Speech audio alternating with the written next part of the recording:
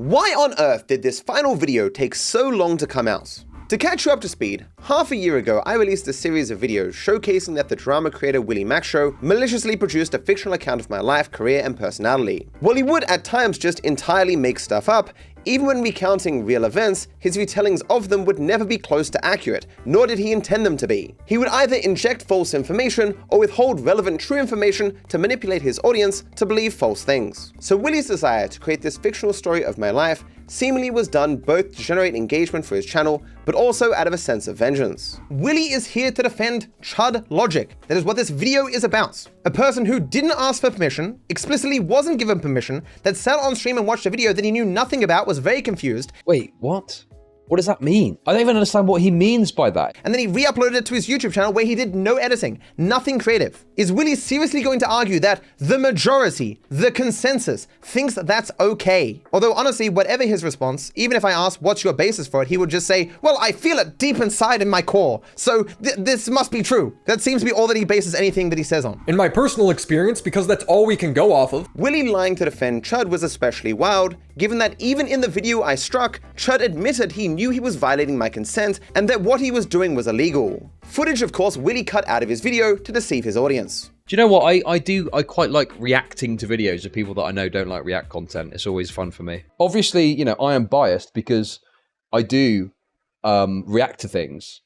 I, you know, feel I do a fair use job, even though not legally, but ethically. From an IP perspective, you have breached that person's IP and they could legitimately file a DMCA request against you if they wanted to. Same with Asmongold Reacts. Yes, he talks a lot, but it includes the entire video. My goal with this series was to show that effectively every single sentence that Willy uttered was either a lie, false, or horribly misleading. All I wanted to know is if Viper struck Chud and why. He's being so indirect. Again, what indirectness? It had been 5 minutes and he had yet to ask me a question. In the same way that he only included that part where I expressed uncertainty as to whether the Ackman was going to respond, to imply that the Ackman never responded to my DMs. But maybe they just disagree, man. That's why Ackman's not responding to your long-ass essay. Even though in that same video, I say that me and the Ackman have had a conversation in DMs. You man, all the recent buzz about reaction content has made me want to talk about it or maybe do a video stream discussing it. Would you be down to do something like that? While the prior parts already well established that everything Willy said was a lie, false, or horribly misleading, they do technically only cover the first 2/3 of his video, and it was never my intention to leave this project unfinished. In fact, this last video covering the final third of Willy's video was largely complete 6 months ago with the other parts. The delay in this video's release is therefore so unusual that I felt it necessary to tack on this part before the video starts, explaining why it happened. The reason for it is also so wild that I felt it was probably worth drawing attention to specifically.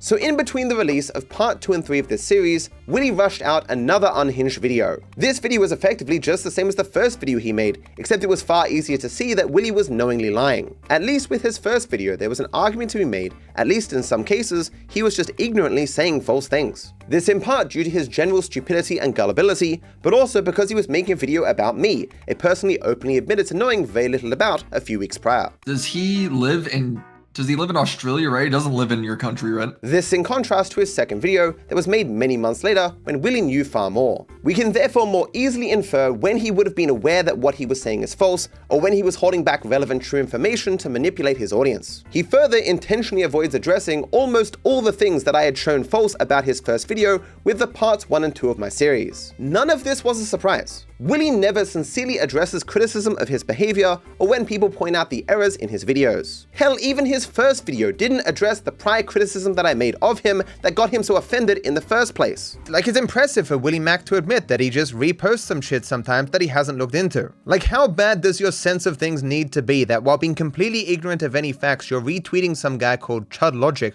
or Irrational Chad as he calls himself? We obviously didn't really believe that he was going to come out and say that his first video was effectively fictional. Hell, he rushed out another unhinged video before my response was even finished. I was going to make a video whether Dark Viper responded to me or not because I want this dialogue to be productive. I already know everything the fair use guy is going to say. I have pre-written my script, and I'll be awaiting for his video where he screams out of context, then repeats the same context, purposely not understanding the point. I need to highlight the insane levels of delusion here. Willy spent a week or two looking into half a dozen events that happened often over half a decade ago. These involved people he didn't know anything about, regarded topics he has no understanding of, happening in communities he has no familiarity with, where most of what happened was never recorded, and where what little information was recorded has long since been deleted. Yet he still, with absolute confidence, believed that he knew everything about the context of all of those events to the degree that it matched the understanding of the person who lived through them. This delusion led him to believe that he could sincerely, as a main focus of his video, cast judgment on my response to those events, which in reality he clearly did not know the context of. Willy seems to approach every topic with the kind of confidence that only stupid people can have, because he can't seem to fathom the idea that he doesn't know or understand something. Do keep in mind that for some of the situations that Willy misrepresents, I was a small content creator, or the event was resolved within a day, or they were such minor things at the time that even those involved barely cared. Consequently, there was no effort taken to record or save any information, and those external to the situations didn't bother making any commentary either. As insane as it sounds, for some of these events, there was less controversy when they actually happened compared to the manufactured controversy from Willy and his crew. No sane person would bring up events from over 5 years ago that were not even interesting when they happened, and certainly aren't interesting now. I was going to make a video whether Dark Viper responded to me or not because I want this dialogue to be productive. You can't have anything nice if you're friends with Matt. Can't have nice things when you're friends with Matt. After yelling at the guy in Among Us, Viper would write, "Scott will not be unbanned. It was not simply that I was having a bad day." After yelling at him, Viper would then write, "Scott will not be unbanned. It was not simply that I was having a bad day." He is so set that reaction streamers are bad people that he cuts off friends over it. Karl Jobst took a sponsorship from Asmongold's PC company. I talk about how he stopped being friends with Karl Jobst because Karl took a sponsorship from Asmon's PC company. And since Asmon makes React content, Karl essentially took blood money. Karl said, "Yes, this is the reason." And since Asmon makes React content, Karl essentially took blood money. Karl says, "Yes, this is the reason." A guy named UnNameD beat GTA without taking damage. Viper, who was running that same category, then banned this guy from his YouTube and Twitch. Viper justified all of this by writing another brick of an essay. I have known for quite some time that other people were doing runs off this category. I said a speedrunner beat Matt in a category, so he banned him from his Twitch chat and cries on Reddit about how his life is worse. I have known for quite some time that other people were doing runs off this category. He made a 3-part video series because a speedrunner named Friendly Baron shit-talked how he ran the forum. He made a 3-part video series because a speedrunner named Friendly Baron shit-talked how he ran the forum. He's like this with everything. A fellow GTA 5 speedrunner trolls on a forum and Matt is traumatized. Why must my life suffer? Rydog trolls a speedrunning forum and Matt is suffering. Why must my life suffer? What did he do? He lied to the moderators and he removed his own speedruns, shut down a category, and doesn't turn on his FPS limit. What a bad guy. What did he do? He lied to the moderators and he removed his own speedruns, shut down a category, and doesn't turn on his FPS limit. What a bad guy. I have now watched all of Viper's React content series and it is just the same video reposted over and over again with no new data or findings. All of his videos on this subject, his arguments largely remain the same, and every video is the exact same thing. That he made the exact same video again is made worse when you realize that he just went on to repeat all the stuff that I showed false in part 2 of my response without any corrections, mind you. And then he further repeated everything I would go on to show false in part 3. I was going to make a video whether Dark Viper responded to me or not because I want this dialogue to be productive. So today we're going to be discussing Viper's grape. Recently we've been having to wrangle some lolcows. He just doesn't act like a normal person. Everyone else is acting so reasonable and he's so over the top. And his crippling victim complex whenever someone mildly disagrees or inconveniences him because I want this dialogue to be productive. But he's just using it to mock me. Good. It is actually like talking to like one of the crazy crackhead homeless people. I do think Matt being a spaz has made this whole thing a massive pain in the ass for him. He's emotionally blinded. His ideas aren't well thought out, but Matt is incapable of understanding that because he is socially inept. I feel like I'm talking to a schizophrenic. I'm arguing with Autismo. I ask again, what context was changed? The tiny fraction of his prior falsehoods that he references in his new video, he understandably just lies about, both in what he got wrong and what my criticisms were. In lieu of addressing anything of substance, his goal with his second video seemingly was just to reinforce and further expand the fictional life and persona that he and his fellow drama associates collaborated to build together over the course of the prior year. So in summary, his second video is almost entirely not interesting. It is largely just the same claims that I've already shown to be false, with a few more lies thrown in for spice. Assuming that I'd be okay with repeating myself like a broken record, it would take another 10 hours of footage to debunk him a second time. So if I'm saying his second video on the whole doesn't matter, why did it still delay this video? In the video, Willy claims to have hired a data analyst to look into reaction content for his video. Since my last Dark Viper video, I linked up with a data analyst named Gliccits. In reality, he was merely using the work of someone from the drama community, and it was Gliccits who reached out to Willy. Not for his second video, but his first video, the one I'm responding to. To describe him charitably, Gliccits is a professional idiot with delusions of grandeur. More importantly for us, he has openly, antagonistically, hated me for years. He has spent an incredible amount of time online arguing about my views of reaction content despite very clearly not understanding them. So confusing is his lack of understanding at this point that we've openly discussed how that can be possible.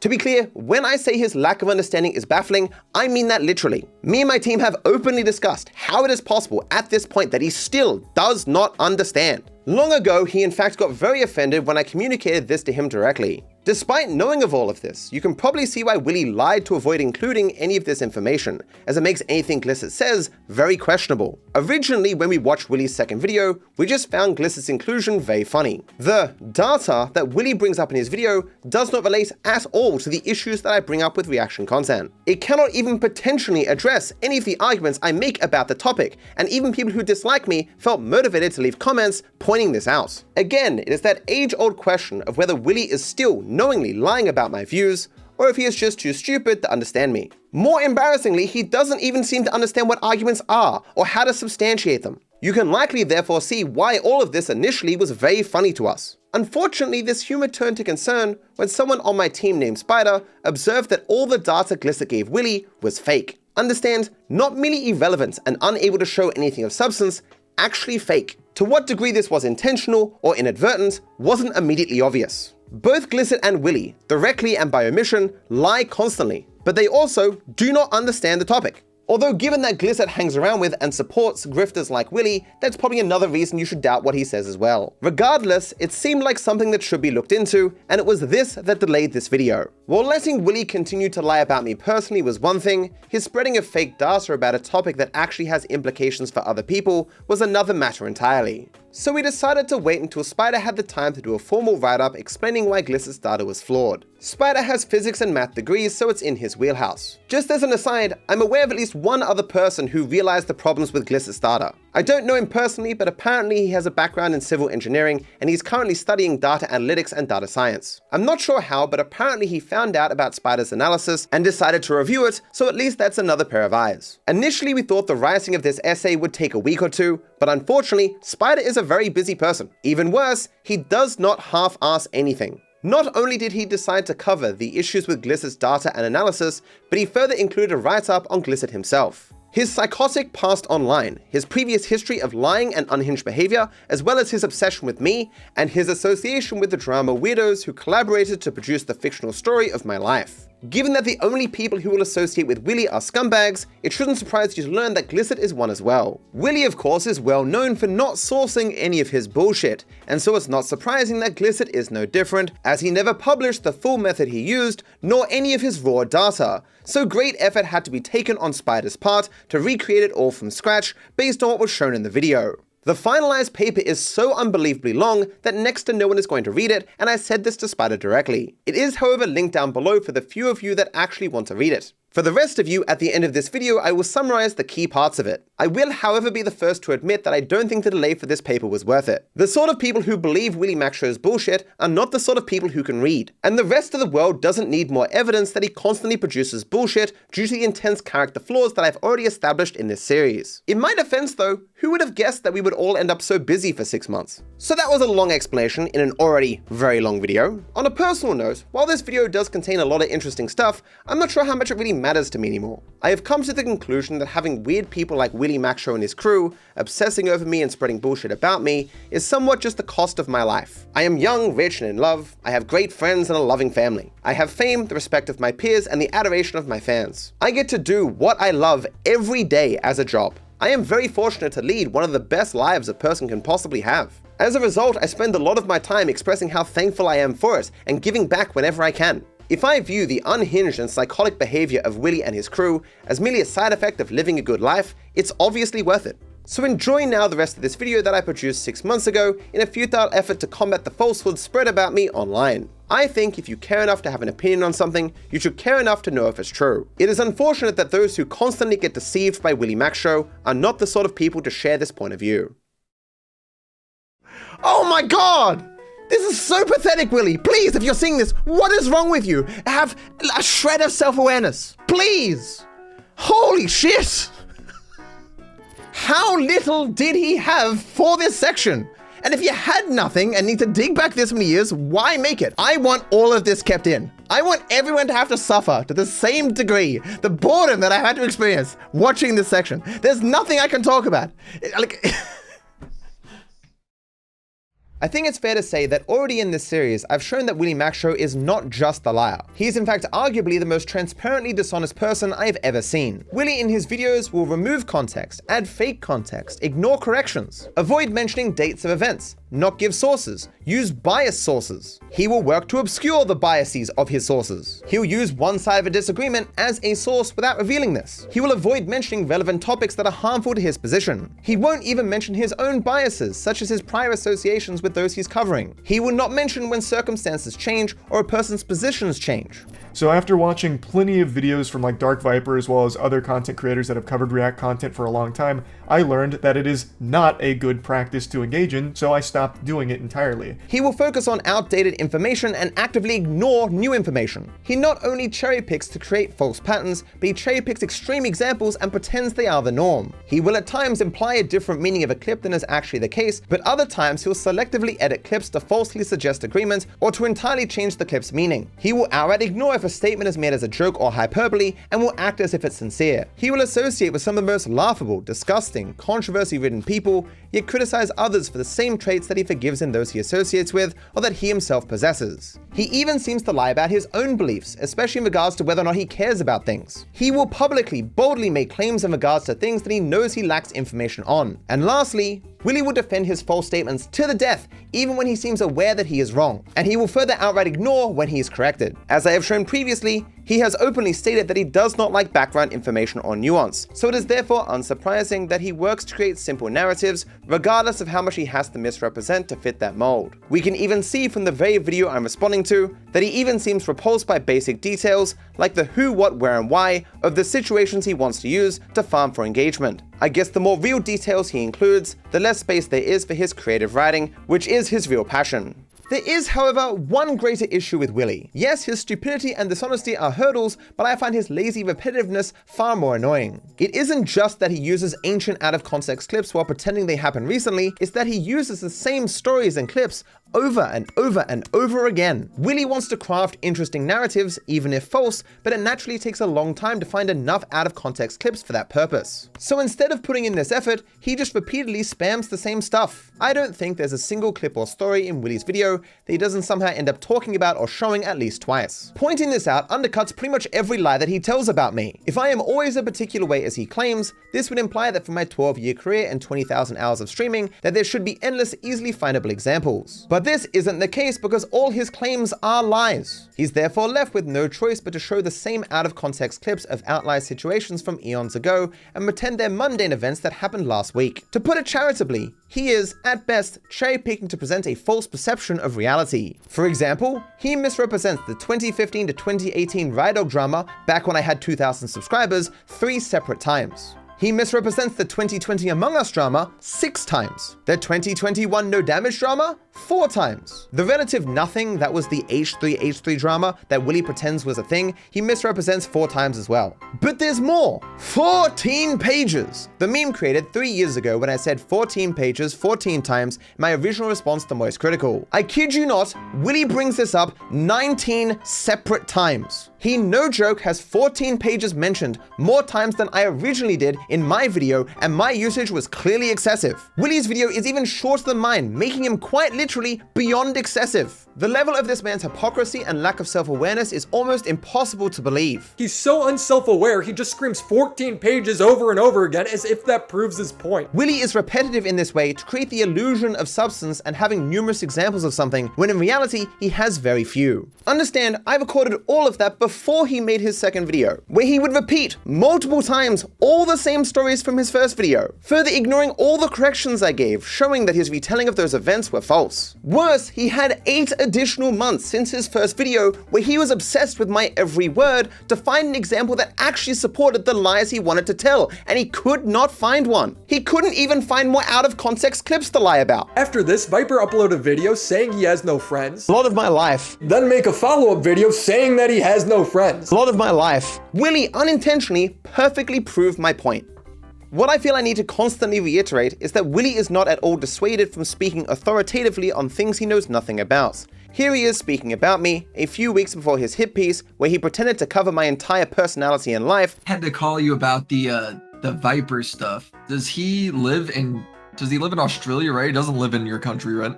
So I don't even know what he's had. But yeah, I don't get it. I don't get any of this. Yeah, I mean, what kind of content does he even, I would love to see what his live streams hold. He does mainly GTA content, I think.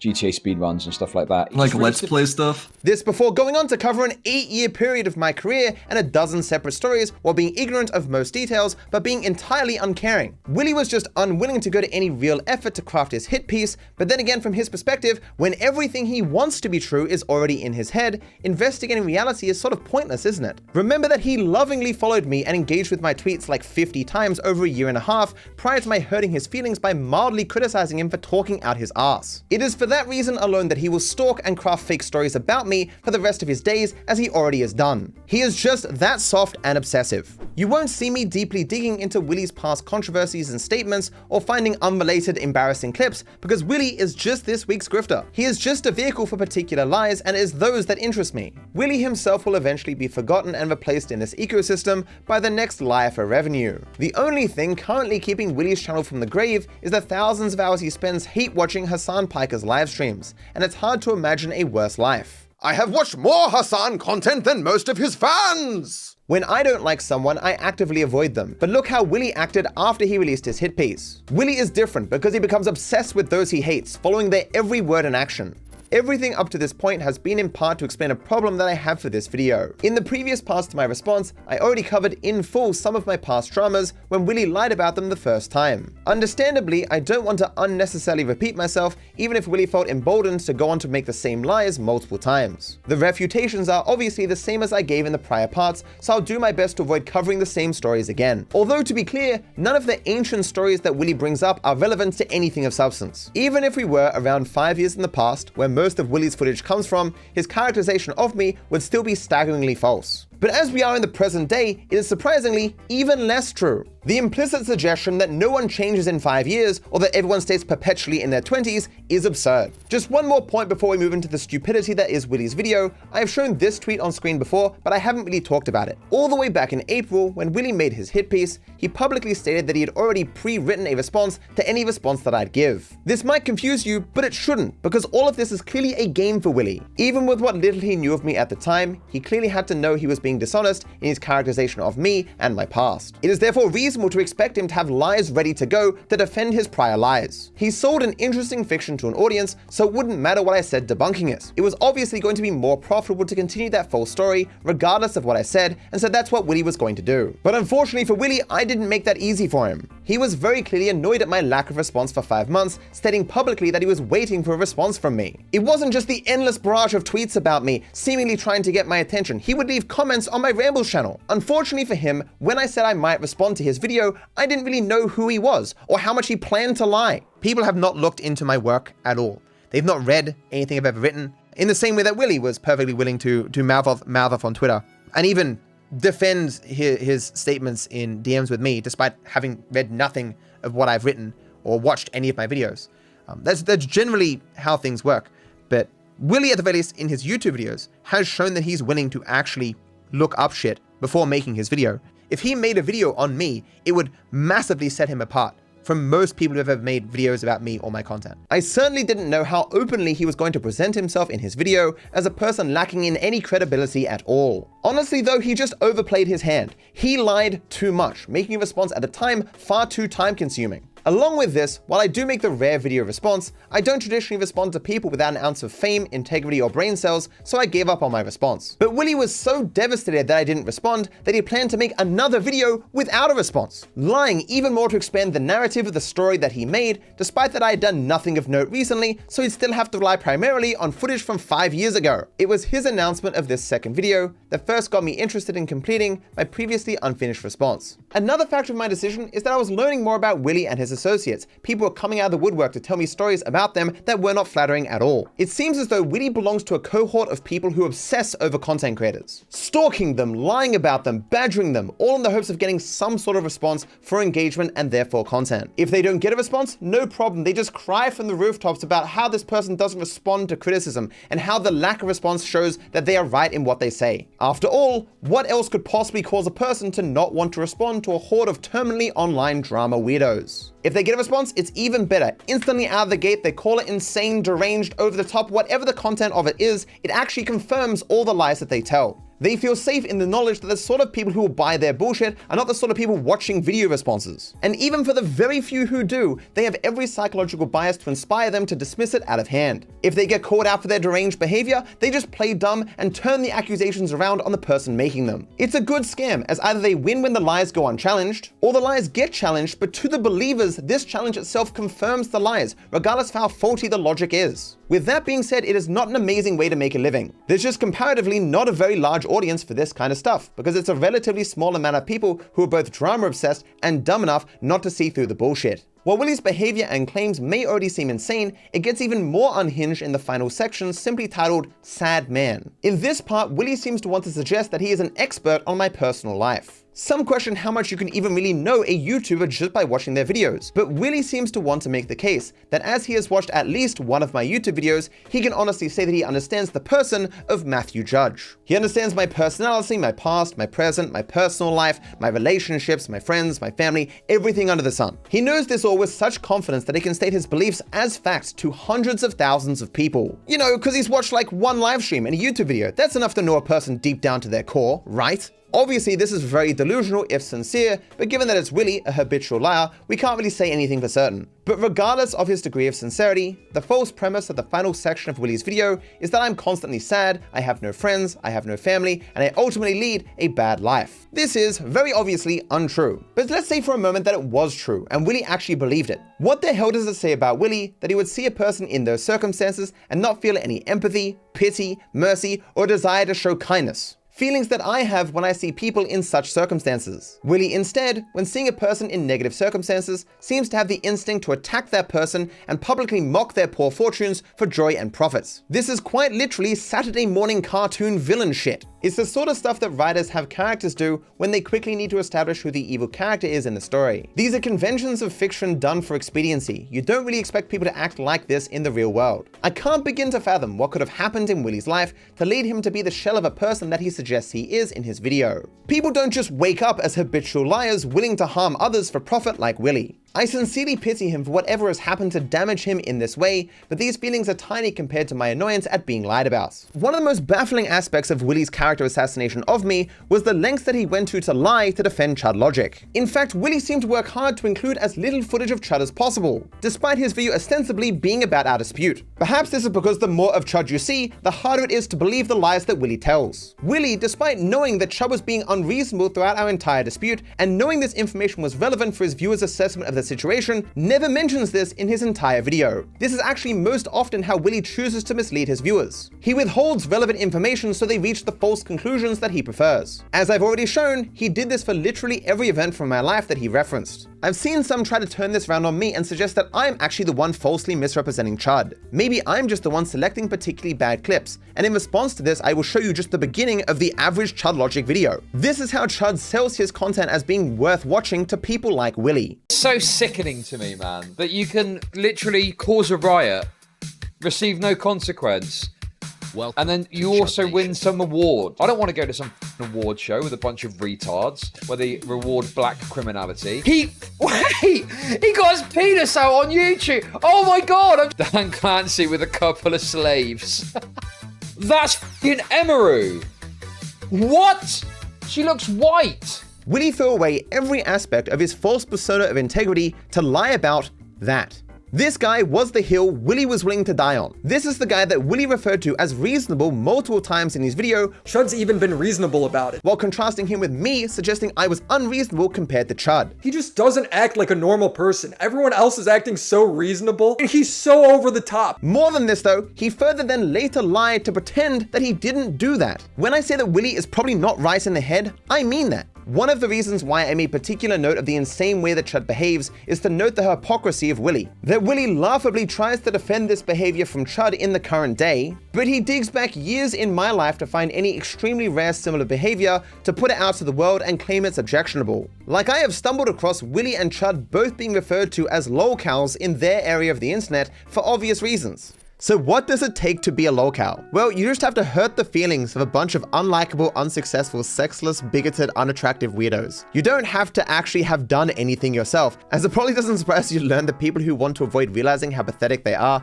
quite creative when it comes to inventing stories to maintain their self-delusion of not being the absolute bottom tier of society. Like, I mean, it's true, but maybe a bit too savage for the video, I don't know.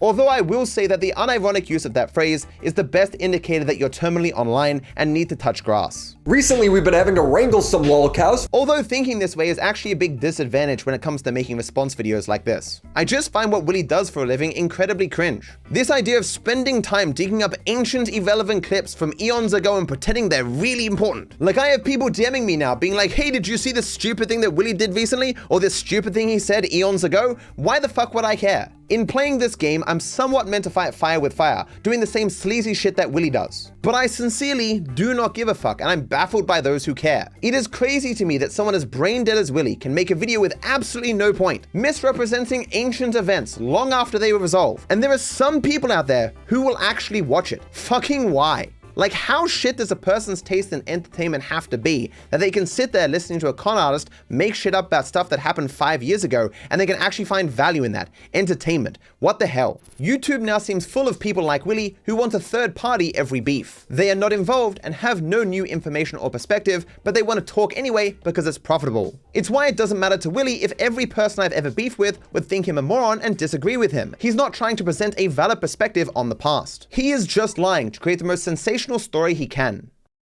So let us now finally return to tearing apart all the lies in Willy's headpiece. Viper's a very emotional guy. We talked about how Ethan traumatized him for saying 14 pages. So of course this is false, and one of the more puzzling false things that Willy says in his video. Because despite claiming this multiple times in his video, the only clip he shows directly refutes his claim. He's using a soundbite of one of the most traumatic, angry moments of my entire life. It's 14 pages! As you can hear me say in that clip, I'm saying my situation with Charlie was traumatic. It had nothing to do with H3H3. I'm sure you're never going to experience it, but having tens of thousands, hundreds of thousands, millions of people bombard you with negativity, hatred even, on every platform for things you don't believe and haven't actually done is, quite traumatic. The average person dealing with even a fleck of that negativity finds it overwhelming. As an example, TurkeyTom, one of Willy's associates, a few years ago falsely accused Pyrocynical of being a pedophile and a groomer. I'm going to use this video to address the allegations made against me.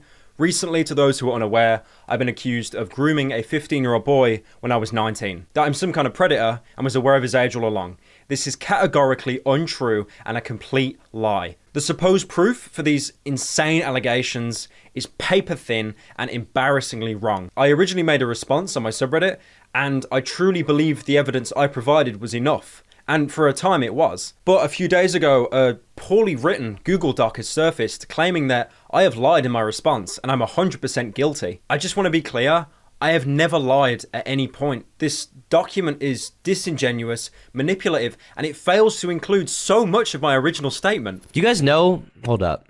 Are you guys aware that one of my most popular videos with the most views is one of my most downvoted videos? This video. You guys know how many dislikes this video has? It won't let me see it right now, but it has like 100,000 dislikes. This video has 1 million views and only 12,000 likes. And you've got all these like meme shithead comments. When YouTube removes dislikes, remember this video had 94k dislikes and they never apologized? True, I didn't, and I never will. And what did he do? He fled the internet for 3 months. He left his job, left the entire internet. He just couldn't deal with it. It was too overwhelming. I, of course, didn't do this. I just powered through and did my job as a person normally does. I'm not as sensitive as people like Tom or Willy. But of course, it was burdensome, as negativity on the internet can be, especially for people like me who can't exactly leave it because it's my job to be in social media. This reminded me that very recently I found out that Ethan has something like 6 different sound effects of me on his podcast. Not only that, he has used them frequently for over 2 years. That is just really fucked up. Divided by 14. It's 14 pages! As someone who has been incessantly harassed by him for years in front of thousands, he is one of those truly deserving of being driven off the internet. I don't know how sick of an individual you have to be to do something like this. Like, if he was using it in some wholesome way or shouting me out in some positive way, fine, but he's just using it to mock me. Good. So while a normal person would look at H3H3 publicly mocking a relative stranger for years as something clearly condemnable and toxic, Willy on the other hand is like, yes, we need more of this in society. Mockery, hatred, vengeance. We love this kind of stuff.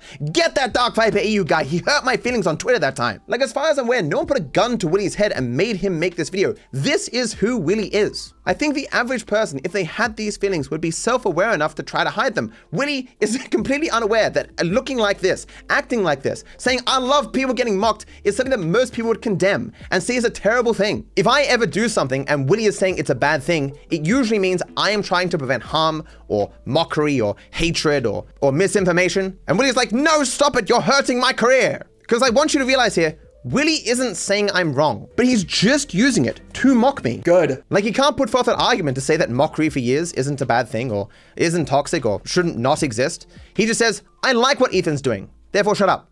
It's, you know.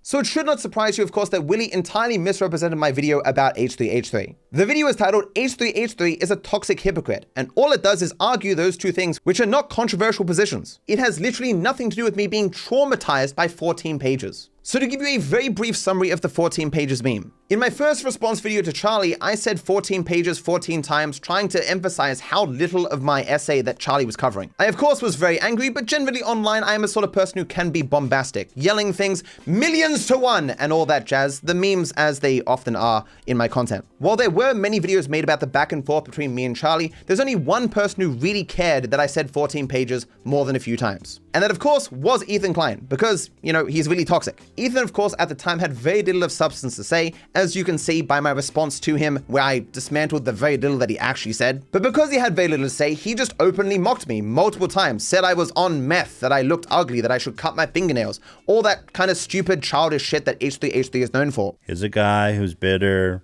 Pupils are super dilated too. Why are his pupils so dilated? He's got something in his bloodstream, man. Sir Speedy Viper here, who just did a line of meth. One of the things he mocked was that I said 14 pages, and so he also would exclaim with me, 14 pages! 14 pages?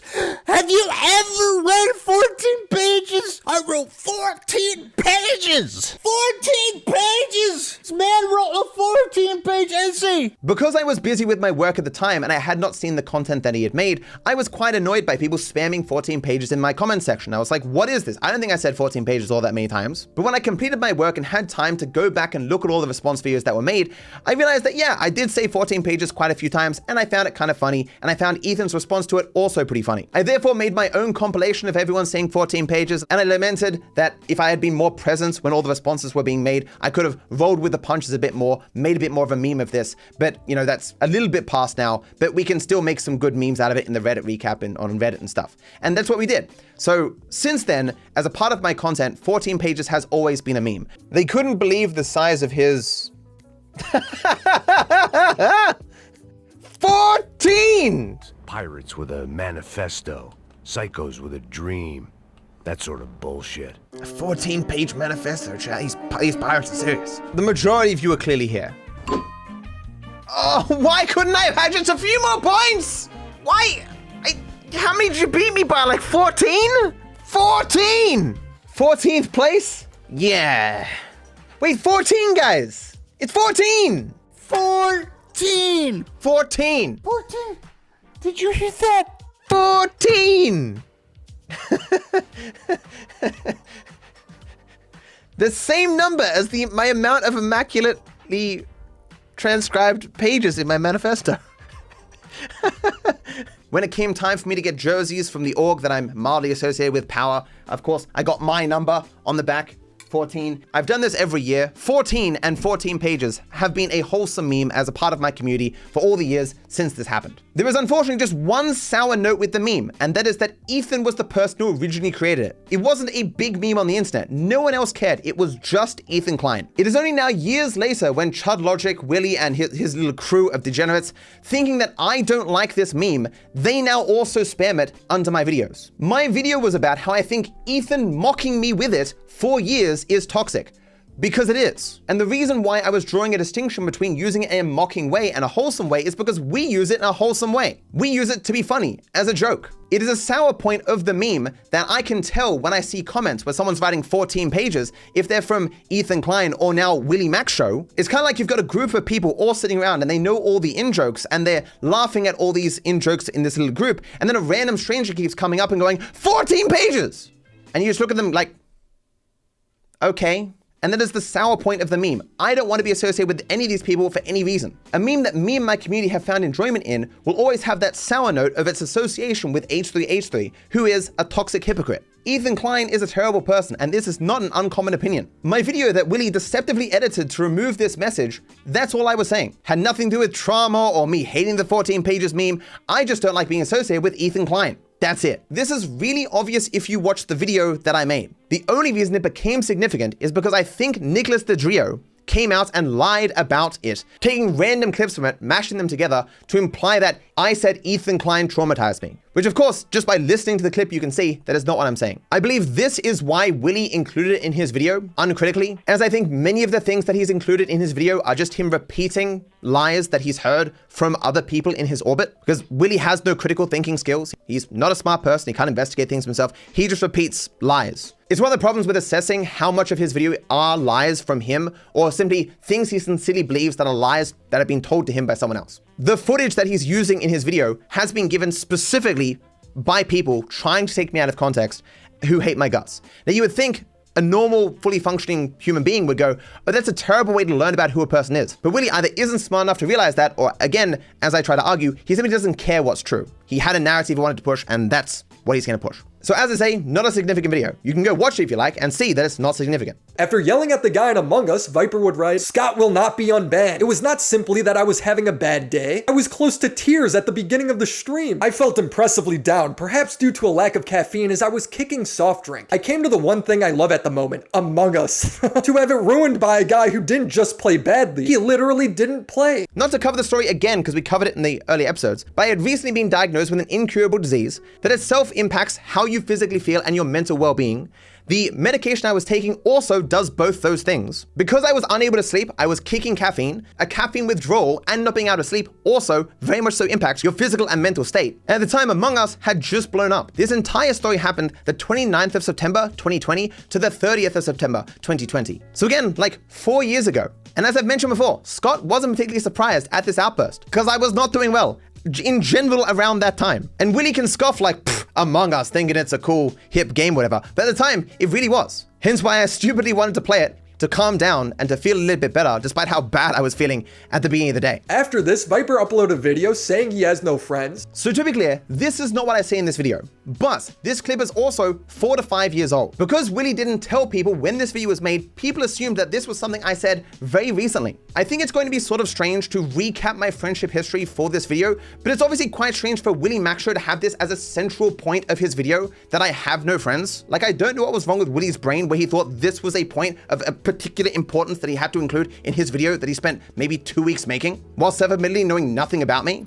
Just to be clear, all the information I've given you about my friendship status over the years, all this stuff was available online publicly when Willy was making his video. It was in my Ramble series. My large group of friends that I had prior to the age of 25 that I thought were never really a great fit for me, but who I did a lot of my stuff in early life with. My abandoning of that old life and all those people when I got sucked into the Twitch and YouTube grind. And the current phase of my life where I know a lot of content creators, I have a lot of associations with people in this industry, people that I like and I'm friendly with, and my being of two minds as to whether I wanted to call these associations friendships.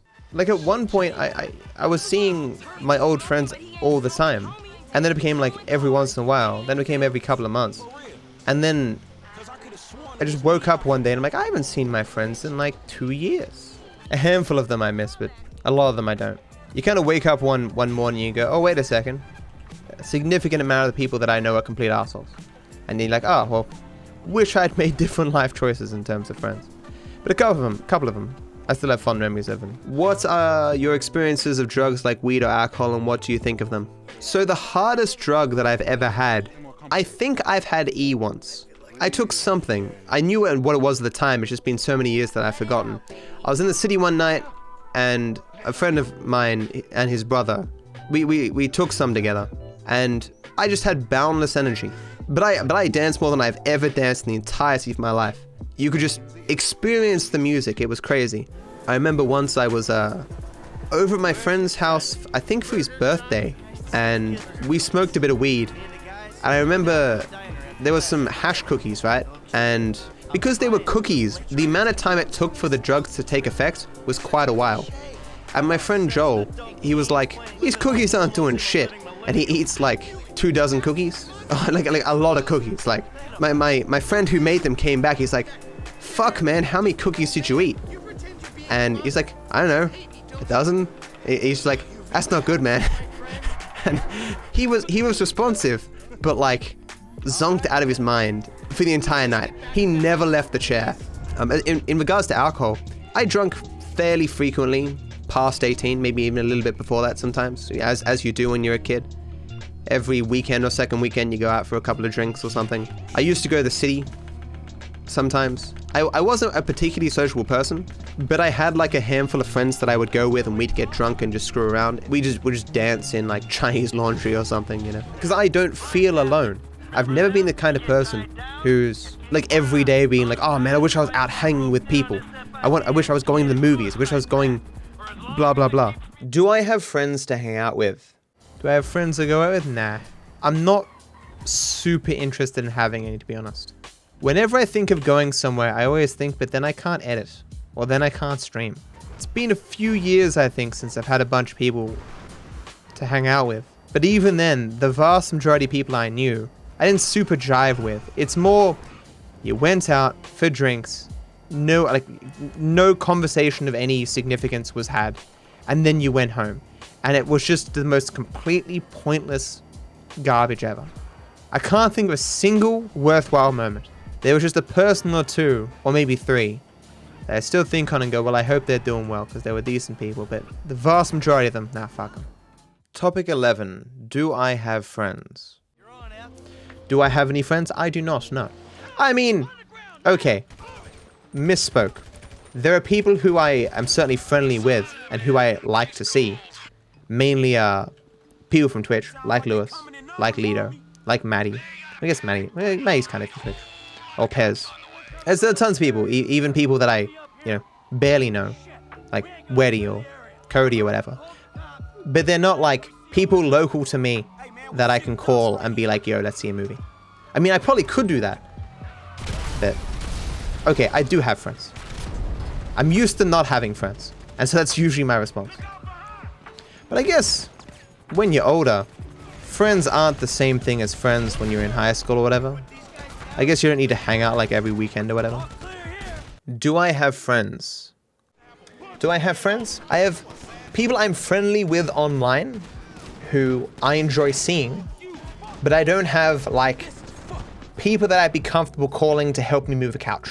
I'm happy to know the nice people that I do online though. I'm not complaining. I don't know how you do it, that every waking hour editing, making content. Like, I need to have just a day off to just spend time with like my girlfriend or family or whatever. Like, otherwise I just not worth it somehow. I've got a terrible attitude when it comes to these things where it's there's this sentiment that a lot of YouTubers have. I've heard it suggested just independently by many different people, where you always think that this is your last year, as in not that you're going to quit. It's that the algorithm's going to turn, or just people are not going to like your content, or you're going to make some error and it's going to destroy your career. And so every moment I'm sitting there like, man, could be my last year. Fuck getting a dog. Fuck getting a relationship. Not to the extent fuck my family exactly, but I mean, like, sure, family maybe not as big a priority as it would have been in years past. Next year will be the year where I bother with that stuff, and then like the year past. Well, next year, I'm worried that I'm gonna. We're always going to be successful and never going to get that other stuff in my life. But it's just, I want to make the most of this while I can. Are they your friends or just using you for views? Someone just came out right and said it, where they were like, People need to remember that the people that you collaborate with aren't your friends. They're business associates. But like, it is entirely possible to make friends in this industry and to have legitimate friends. But you'll probably never know if they're really your friends until, you know, you have nothing. As long as you have something that brings them benefit from the association, you'll never know if they're just sticking around for that thing. Regardless of what is said, how chummy you are, what you do, there's always that possibility that person's only there or saying those things because of what you have. And again, even all that is history at this point. When I go to events, I go with TGG. When I'm there, I meet Pelly and we have lunch and shit. I go out and have a chat with all the content creators that I've met over the years. A romantic walk all the way across here this morning, right? Yeah. TGG is obsessed with walking, chat. He's like, oh, $10 on Uber, come on, man, it's only a 4-hour walk. That was a message from my mother there saying, hope you're having fun. Actually? Yeah, yeah. Kiss TGG now, matter. Nah, he was convinced like I would get mobs being here. Like he's You've nuts. had like 2 people, 3 people already, haven't you? What's your name, dude? Hey chat, how are we? Hello! Hello, chat. See, that's a sick post. I practice every day, man. Matt is so famous. He doesn't understand how famous he is, holy. We then went to the Twitch party at Baller's Clubhouse. There's probably like 10, 12 people that I knew, and so I probably talked mainly to those 10, 12 people the entire night. While a photographer captured us in the background many times, there was still one good picture of me, TG and Pelly, and none of Karl. RIP. Here at the power party, and that's some guy. Let's give a quick shout out to our homie DarkViper sitting up there. He's the second best speed runner to Modest Pelican. Oh my god, fancy seeing him there on the biggest fan. I made him run. He's running, he's still running. He's chasing me out. How? Yo, someone call the cops, bro. The next trip we're doing is still to Japan, which I don't think Rockstar has any games set there, but we'll see what happens. TGG, me and him have talked about going for the next GTA 6 trailer back to Miami and taking pictures of stuff that is shown in the trailer, and going to other locations as well related to Red Dead 2 while we're over there, because like why not? And we'll see if that happens. Who knows? I do have a streaming backpack now. We can stream a lot more easily, and we'll see. Over the last 2 or 3 years, a lot of the online friendships that I had built over those many years of my career have moved into the real world. Like, I actually hang out with these creators sometimes. Final thoughts on Disneyland, boys? It was very good. I liked it. A lot of fun. Yeah, I would totally go back if given the opportunity. I've been hesitant to call anyone that I've met through YouTube and stuff my friends. Do you consider us friends? Wait, hold up. Wow, we're getting put down a peg here. But in time past, I wouldn't like to call you guys friends. I would consider you like work colleagues or something. But it's like, wait, no, normally you get friends through work. So it's just more my resistance in calling. All right. The house is on fire. So you are my friends. You are absolutely my friends. The house is on fire. You run in. Your setup's on fire. I'm on fire. TGG's on fire. You can only save one. Who you saving? You're both already on fire. You're dead. What do you? No. Smother the fire with my body. I must save Pelly. Nicky Lauda situation. But obviously, like there was a time where I knew you guys only as online entities. I had never met you guys in person, and so I've never liked the idea of calling a purely online association a friendship. But that's more because of that's just something you didn't do when I was younger.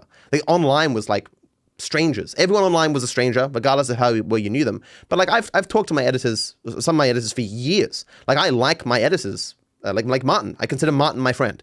I've never met him. He's in a completely different country. But that's just how my idea of friendship has slowly evolved over time. I didn't like using the word to describe relationships that other people would call a friendship because I didn't want to manipulate people. I didn't want to be using my status to inspire people to try and help me out. It's like, hey, you're my friend, man. Edit this video as quickly as you can. I was just very cautious about doing that parasocial thing, even with you guys. It's not to the same degree. So I never like using the word, but I try to use the word more now, in part because people think I have no friends. I have relationships that are clearly friendships by any definition. I just don't like using the word. And hell, I've been in a relationship with Aitana for 1.5 years, and we were dating before Willy's first video even came out. The reason all this would be news to you if you're a person who just watches Willy is that Willy doesn't do research when he makes his videos. Or at the very least, the only thing he's looking for is clips that he can take out of context to make a person look bad with a few words added from him. Willy found footage that he didn't understand, but he was like, hey, if I put this in my video, it will make DarkViper look bad. Case closed. No additional research necessary. It was irrelevant to Willy whether I actually had friends, or if I was in a relationship with someone, or if I was very close to my family. It didn't matter. It's not like if these things changed, Willy was going to make a second video and be like, guys, DarkViperAU has a lot of friends and he's close to his family, he's in a relationship now that he's happy with. He was never going to make that video because it didn't matter. DarkViperAU. I assume this means AL as in Alabama. My relationship with my sister. I love her.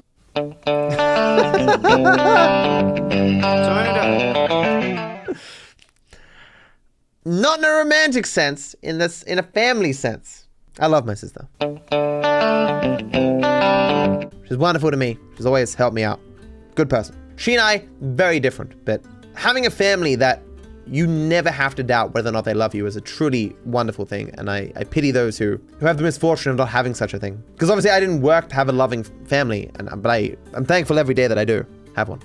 The only reason these topics were included in any capacity, despite that they have no relevance to anything, is that he thought he could attack me with them. It didn't matter how untrue the things were, how not substantiated. As long as those who watched the video came away with a negative opinion of me, that's all that mattered. For the average YouTuber with even a skerrick of morals, touching a person's personal life that they knew nothing about, way off limits. You have to put a gun to their head to get them to make a slanderous video like the one that Willy made. But for Willy, I mildly criticized him in the nicest way possible, in the most flowery language, just saying, hey, sometimes this guy kind of talks out his ass. It drove him insane to a level of maliciousness and obsession that I've never seen any other creator express. Even in this video, he ignored the vast majority of what I said about him in my Why I Lost Respect for WillyMacShow video. He just couldn't take it, didn't want to address it. He just can't deal with even the lightest criticism from a person who had no hostility towards him. Many of the criticisms I make of Willy in this response, as well as some of the flaws in his views that I point out, I already mentioned in this original video, but Willy just ignores it. He also hides it from his audience when using clips from the video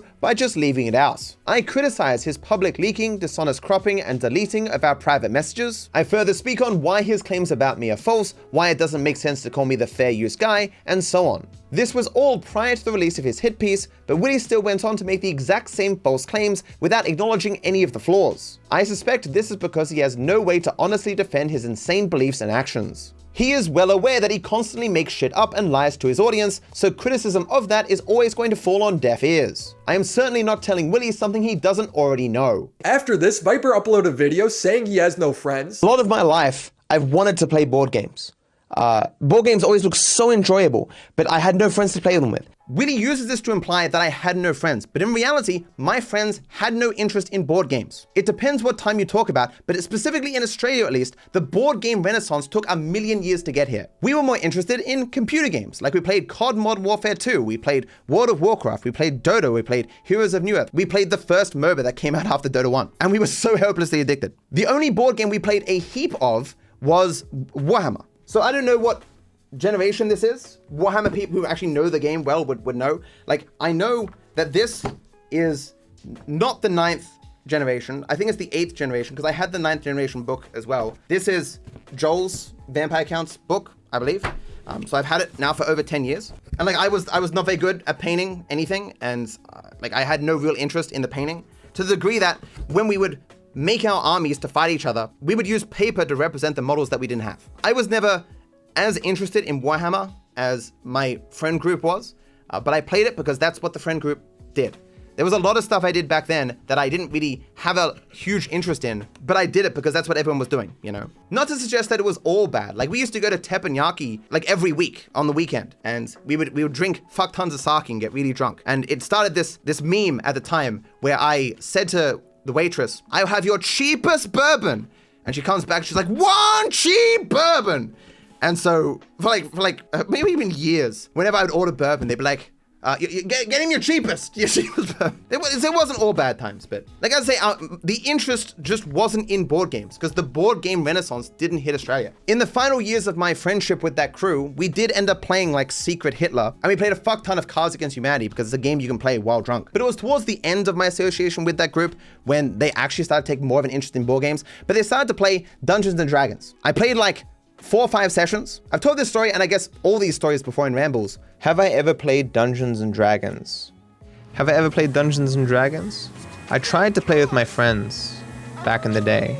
I got really frustrated that they weren't focused enough to progress, and there was a meme where I kept wanting to talk to statues because I was convinced that there'd be a talking statue. And then we found a bag, and I thought it was a trap, so I shot it. But it was actually a rare bag of holding or some shit, and I just destroyed the bag. And people were mad at me. I just couldn't be fucked going, really. I didn't super enjoy myself. But those are the two memories I have of playing. I remember being outside Ben's house and just being like, I'm done. I don't enjoy Dungeons and Dragons like you guys, and I'm not coming next time. And that was kind of it. Like, I just didn't get invited to their board game sessions anymore because, you know, they largely played Dungeons and Dragons. So if they were gonna do something other than Dungeons and Dragons, it's like they would just play with the small group of them that played Dungeons and Dragons. But of course, this was at the very end of our association. So I was moving into my online content creator career anyway, and, you know, taking it seriously, streaming every single day. And so I didn't really feel that loss because I didn't care that I lost them as friends, but I did like board games. And so I was unable to play board games because it's one of the things you need in real life friends to be able to do. Also, just to ease Willy's mind, because he has shown a weird obsession with how many board games I played 5 years ago, things have changed on that front as well. Itana loves board games, so we just buying every board game under the sun. My favorite right now is Seven Wonders Duel. But in the next house we move to, I'm gonna have a board game room that's just gonna house like a table dedicated to board games and my growing board game collection. It's gonna be great. But just to be clear about this clip that Willy is showing, out of context, without, you know, the other video that I made that he explicitly excludes, and of course, again, without him telling when this clip actually was made. This is a sick person who has done wrong, who is being overly defensive in a deleted video that he apologized for the next day. I'm going to unban Scott, and I apologize, Scott, for banning you.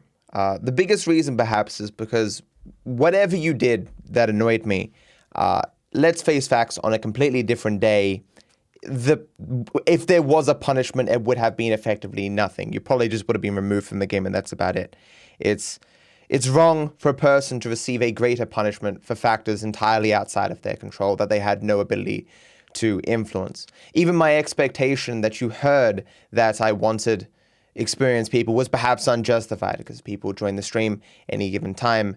I attribute more malice to your actions than is warranted. It's not like I spent a lot of time making sure everyone in that room was experienced as I desired. You know, that's on me, I suppose. While I still think some response was warranted, the response I gave was clearly unwarranted. So again, I apologize, Scott. I'm sorry I've let you down, you know. With this context, it should be noted that most of what I'm going to say here is exaggerating to some degree, because I'm trying to defend myself after I've done something wrong, that I admitted I'd done something wrong the next day. Willy, again, explicitly removes this context so his viewers will believe this is 100% truth of current day. And the friends that I did have made it even worse, that they would play board games and not invite me. I wonder why. Again, these statements show the malice that Willy has towards me and the reason why he made this video full of lies to attack me. He really, really didn't like that I told people that he talks out his ass constantly. But again, the reason why they stopped inviting me to go to the board game sessions is because I didn't want to play Dungeons and Dragons. And as I say, I was more interested in developing my online content creator ecosystem thing. And third, I always feel like I didn't do that well in the friendship game in my earlier life. Well, I've done quite well these days. Back then, as I say, I didn't branch out and meet people that really had similar interests to myself. I just stuck with the people that I knew for so long because I had known them for so long and it was safe and secure and like it didn't require me to go outside my comfort zone. And I suffered for that, in that I didn't find those people who truly vibed with me, who are like myself, until these days, you know. I've done a lot better these days than I did back then. And of course, over the last 10 years, I've recounted many of my experiences branching out and meeting other content creators in my Ramble series. This, of course, has never been my primary focus, and I was resistant in calling anyone a friend, but obviously, over the course of my career, I've always had friends. So I received an email. I happened to be talking to Lito later, and he was like, that's the PAX party, man. Are you going to PAX? I'm like, oh no, I'm not. Fuck, I'm a dumbass for not realizing the party is a PAX thing. Lito was like, oh man, you should still come. It's cool. I was like, okay, fine. Lito was willing to kind of show me the ropes. He introduced me to people. I walked around with him the first day and we talked and stuff and checked out some games. Oh, him and Michael. They're people I met during Gamer Odyssey. Basically, I went to an event where I did a live stream of GTA 5 Classic % for charity. I mean, a lot of other people, Joel and Austin and all that. But yeah, so second day, went to the Twitch booth and I met Corey, Chris, and Zeris, Nathan. Zeris said, hey man, do you like board games? And I was like, yeah, I love board games. Unfortunately, I never get to play board games because I've never had like a group of friends to play board games with. And he's like, oh, that's great. As you can hear me explain to Deris, 8 years ago, It's not that I had no friends, that I had no friends to play board games with, because board games weren't like a cool, popular thing when I was younger. I wanted to play board games, I found board games cool, but no one else in my friend group at the time or in the past had any interest. Come over here, play, if you wanna, would you like to play this board game here? I'm like, oh yeah, great, it sounds awesome, and it looks great. So I'm like, okay, I'll just go play Game of Guild later. Darius is like, hey, I'm having a party at my house. You wanna come around? I'm like, yeah, sure, why not? So I go to Darius's house afterwards. I was gonna meet Lita there. Probably the most embarrassing thing that happened when I did online dating was we went ice skating and I parked my car in the underground parking, but we were there so long that the underground parking closed. So when I left, I was like, oh crap, I can't get my car. And so she had to give me a ride home. Not an online dating story, but the first time I crashed my car was when I was on a double date with a friend and his girlfriend, and it had just rained, or it was still raining a little bit. And there was some poorly signed construction. And so he doesn't see it. He slams on his brakes. And I'm like, why would he be braking in the middle of it? Oh shit. And I thought he was just slowing down a bit, but he was actually slamming on his brakes, and I just ran up the back of him. No one was hurt, but it was, I don't know if that was the first date or whatever, but it was not great. Did I end up banging Stacy's mum? No. I dated 2 girls named Stacy. Not at the same time, obviously. And I did not bang either of their mums. Stacy's mum has got it going on. Crashes his car, runs dead. So I get in there and I meet, you know, the people that I know, Maddie, Lewis, the partner manager guy, Leto, and Kay, and Zeus, a friend of mine, or, you know, a person that I know, I would consider a friend. His name's Joel. He invited me to a place. You may have seen that picture on Twitter of me being carried by Lewis. That was us going to the event. Because it was a +1 event, so you could bring someone else if you wanted to. And Lewis was like, yeah, I'll take you, Matt. And he piggybacks me half the way. I arrive at the party, and I immediately look around, and there's like a handful of people that I know. Eventually, a dude walks up to me, and he says, oh, you're DarkViper. So this was a Rockstar rep, and we talked all about like everything related to Rockstar. Obviously, he wasn't giving me like an inside scoop on stuff, but he said he liked my content. He would use my content as like background noise when he's working and stuff. And I probably shouldn't say it, but he said he doesn't like Friendly Baron, which I found quite funny. I mean, I think justifiably, but you know, it was a really nice dude. So all of that stuff was over 5 years old, and it came from the same time that Willy is taking his clips from. Obviously not at all relevant today, but given Willy's fixation on 5 years ago, this is stuff that should have been included. If again, for whatever psychotic reason, Willy felt it necessary to discuss my social life in this video for 10 fucking minutes. Let us return now to Willy. It takes something like half an hour to fill the lobby. Like, you guys may think I'm super famous and popular and shit, but there's not a heap of people who want to play with me. This is because Among Us had just come out and it still cost money, so not everyone had access to the game at this point. When Willy scoffed at the idea that someone was really interested in Among Us, he is again excluding when this stuff took place, which is when Among Us had just come out and everyone was hyped about the game.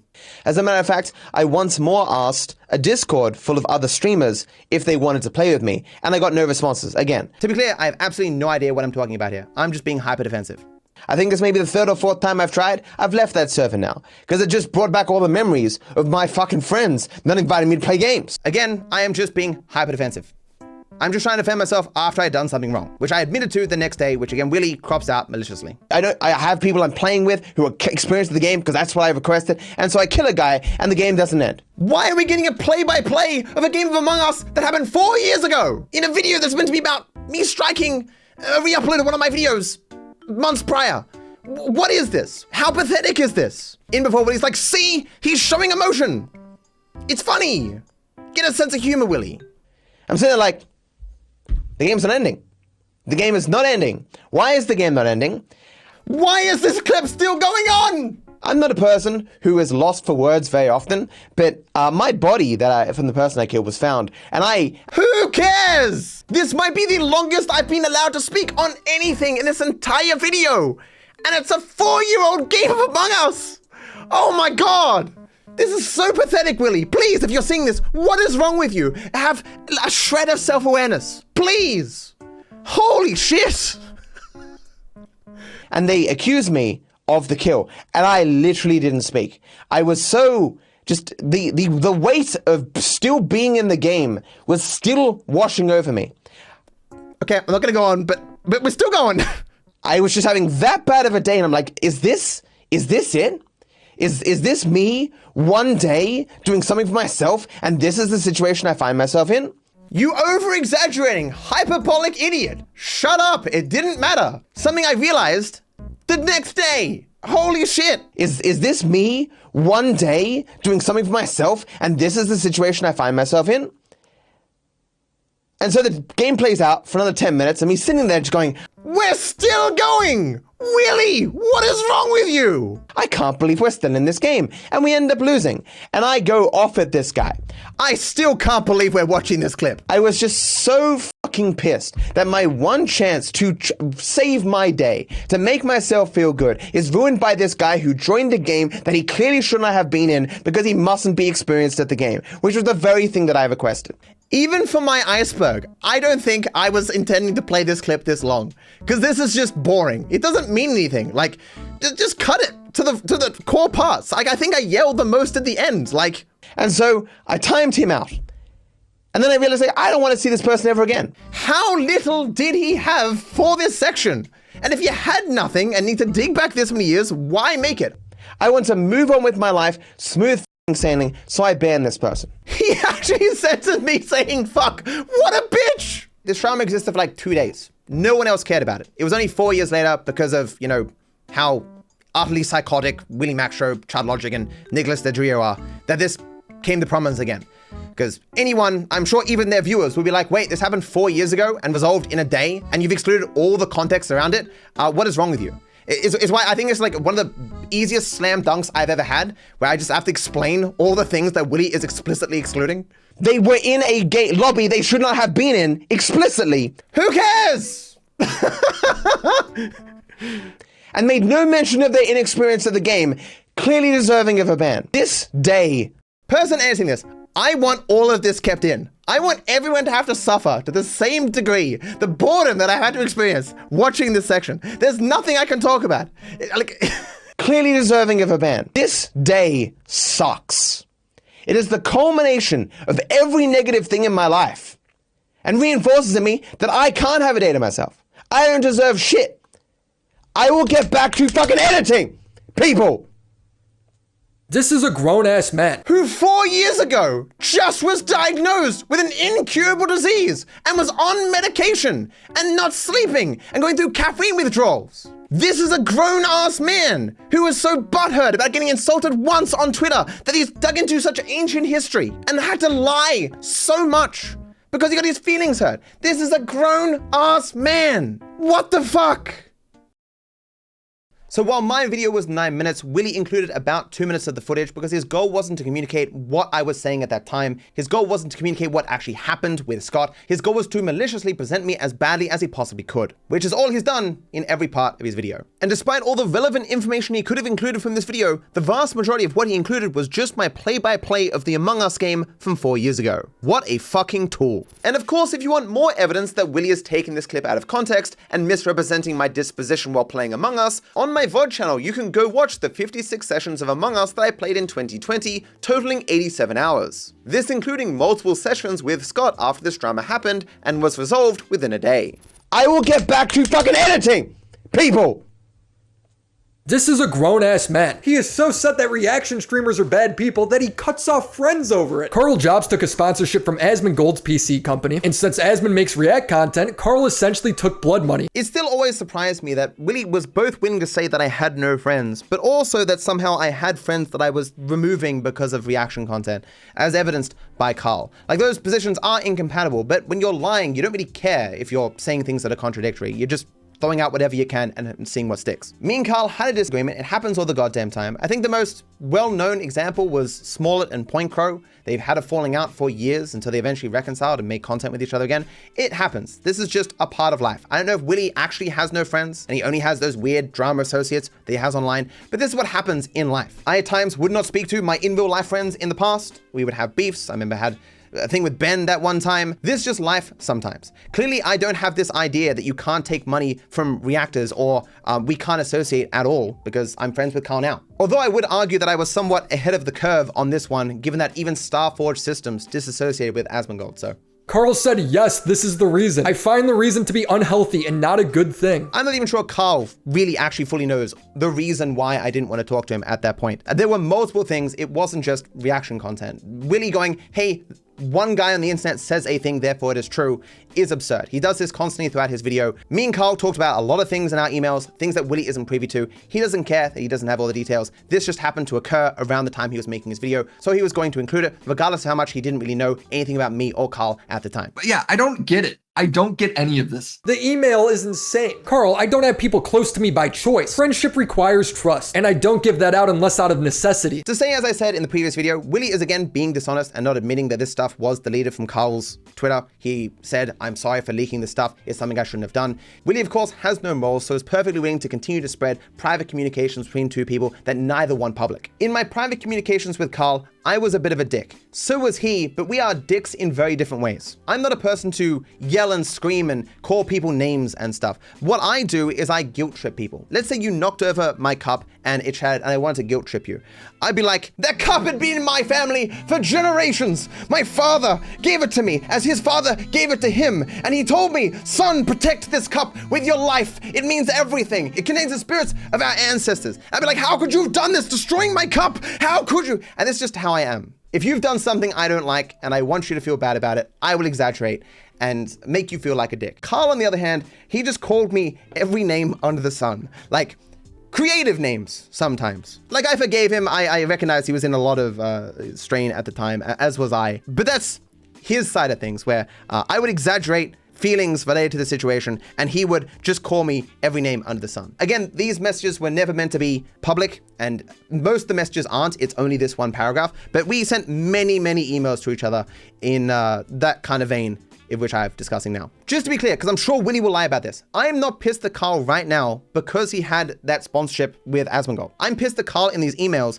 because he quote tweeted some of Willy's degenerate cohorts that had been lying about me for months, and he had taken this private disagreement public. Really pissed about that. And as I said before, he justifiably apologized for that, even if though I was also in the wrong for letting it get as far as it did. So you can see me here saying, Karl, I don't have people close to me by choice. Friendship requires trust, and I don't give that out unless out of necessity. So that's me being like, Karl, you were close to me, man. I don't let anyone get close to me, man, but I let you close to me, man. How could you have done this? How could you? Was it a dick thing to do? Yes. But again, he was being a dick as well. And so this is what all this is. Like, Willy takes this all as being 100% serious, actual exact facts. He has no reason to do this, except he thinks by doing so, it can make me look worse. So we continue. I have spent most of my life being kicked by those I've given even a measure of trust to, and I don't find putting myself in situations where I have to worry about such things to be worth the mental and emotional effort. To be clear, that is at least a little bit true in the sense that I'm not a person who likes to have... No, it's not even really that true. Like, I'm trying to think of how I can, like, spin this to be realistic, but it's not. Like, I am a person who likes to have reasons to trust people. I don't just, like, give them, like, the keys to my house or something. Like, my measure of trust in the average stranger is maybe lower than the average person, but that's about it, right? I clearly do have a huge cohort of people who work for me and, you know, I've given trust to. Like, people have my passwords, they have my my address, they have my phone numbers and stuff. They have access to my YouTube accounts, my social medias. Like, there are times where I have to ask other people for the passwords to my social medias. Like, clearly I trust a lot of people, but it's usually people who have given many reasons as to why I should trust them. For example, this footage that is right now I'm making, it contains endless different misspeaks, and it showcases how bad I am at speaking into videos. Like, I'm giving all this to Nice with absolute trust that he's not going to leak it one day and make me look stupid, or it's going to be embarrassing at the very least. And that's just something I do, you know? It's very hard to run a business where you don't end up having to trust multiple people at various different levels. But I just trust at the level where a person has demonstrated they're deserving of that trust. For example, here's my main channel. Here's all the permission who can upload, comment, and take other public actions on my behalf. And they can change titles and all that jazz. Let's see how many people are here. I'm not going to show you their names, but like, it's a lot of people that I trust have access to my main channel of 2 million subscribers. I continue here. Yes, you were on the very small list of people I spoke to privately for non-business reasons. Small, of course, there is relative, and I'm just exaggerating because I want Karl to feel bad. Regardless of whether you personally felt it meaningful, you broke the small measure of trust I gave you, a currency more rare than anything on this earth. Clearly, this is hyperbole. I'm just exaggerating.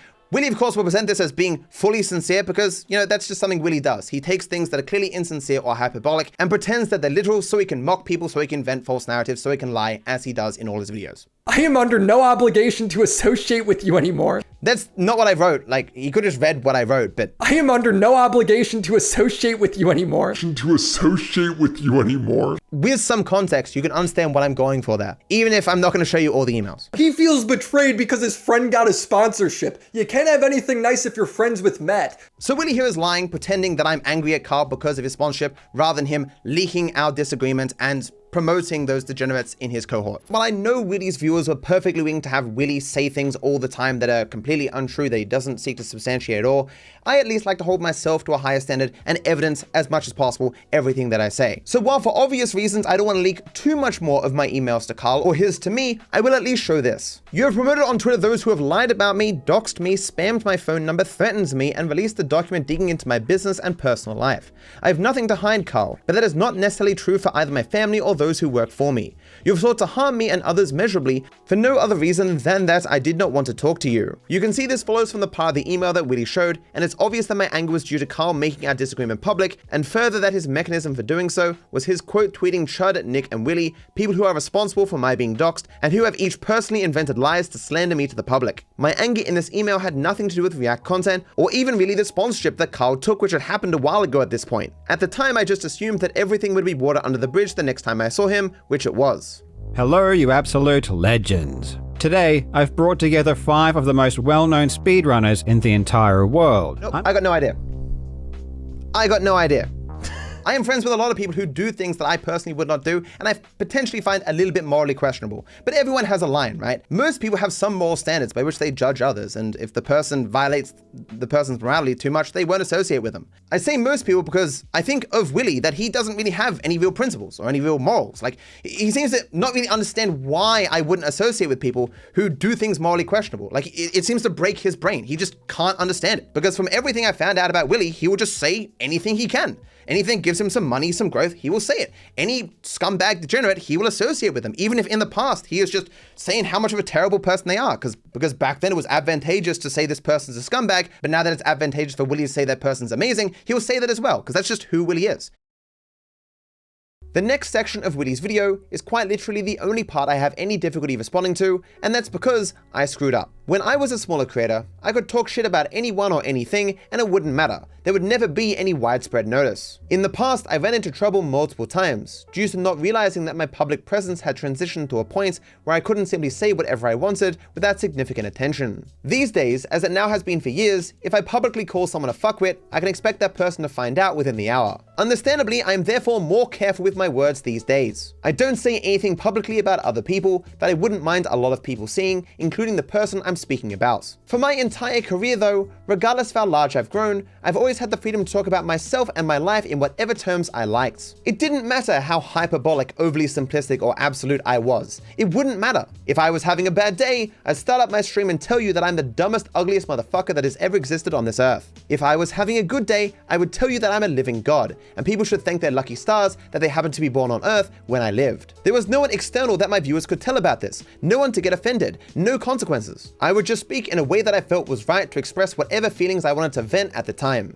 Maybe I had an argument with someone and I would just say, bro, people suck and they need to be chucked into the sun. I don't literally believe that, obviously, but I only speak with nuance when there's some actual need. I find myself now having made a similar mistake to what I made in the past when speaking about other people. My public presence has transitioned again, as there are now people who actively follow every word that I say, looking for any hints of weakness that they can throw up on social media to farm for clout and profit. Despite that I've made content online for over 12 years, it's only within the last year that I've picked up these people that I would laughably call professional haters. These are people who do not produce anything of value themselves, certainly nothing positive, but they farm engagement by inventing negative narratives about others. In the middle of November 2023, I had someone screw me over. So in my usual way, I hopped on stream and ranted about it. Look, you can't trust anyone anymore. People suck. No one can be trusted. It was nothing too serious or sincere, just that usual hyperbolic stuff you can hear from me when I'm frustrated, so naturally, it didn't end up in a video. Which is saying something because I make videos out of everything.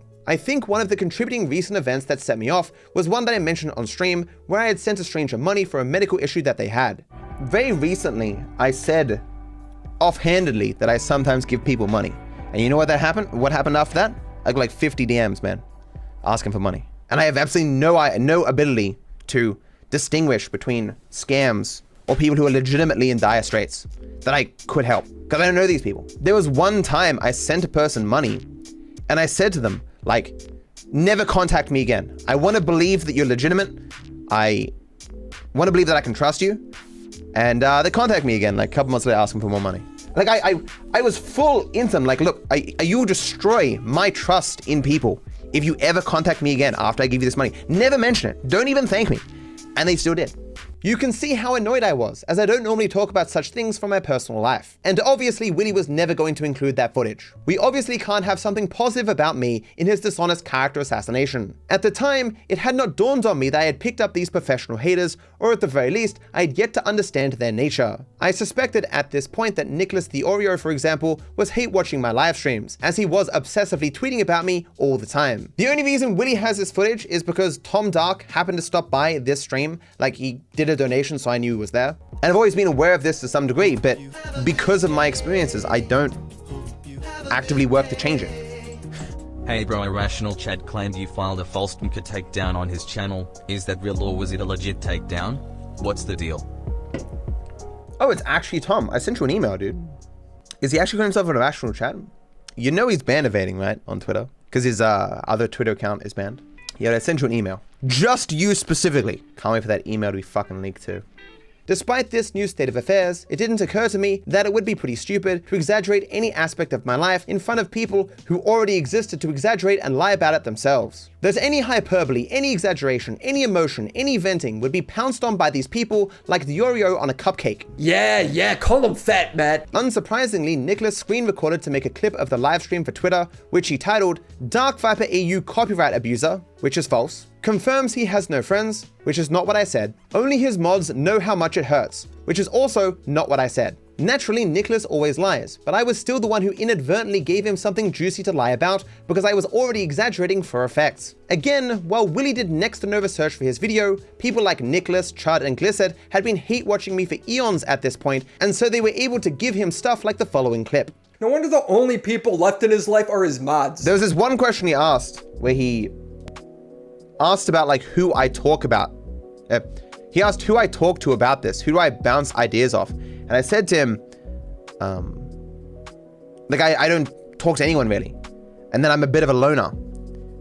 So Willy, unsurprisingly, gives no context as to what the fuck this is or what I'm talking about. So it's somewhat of a short stream.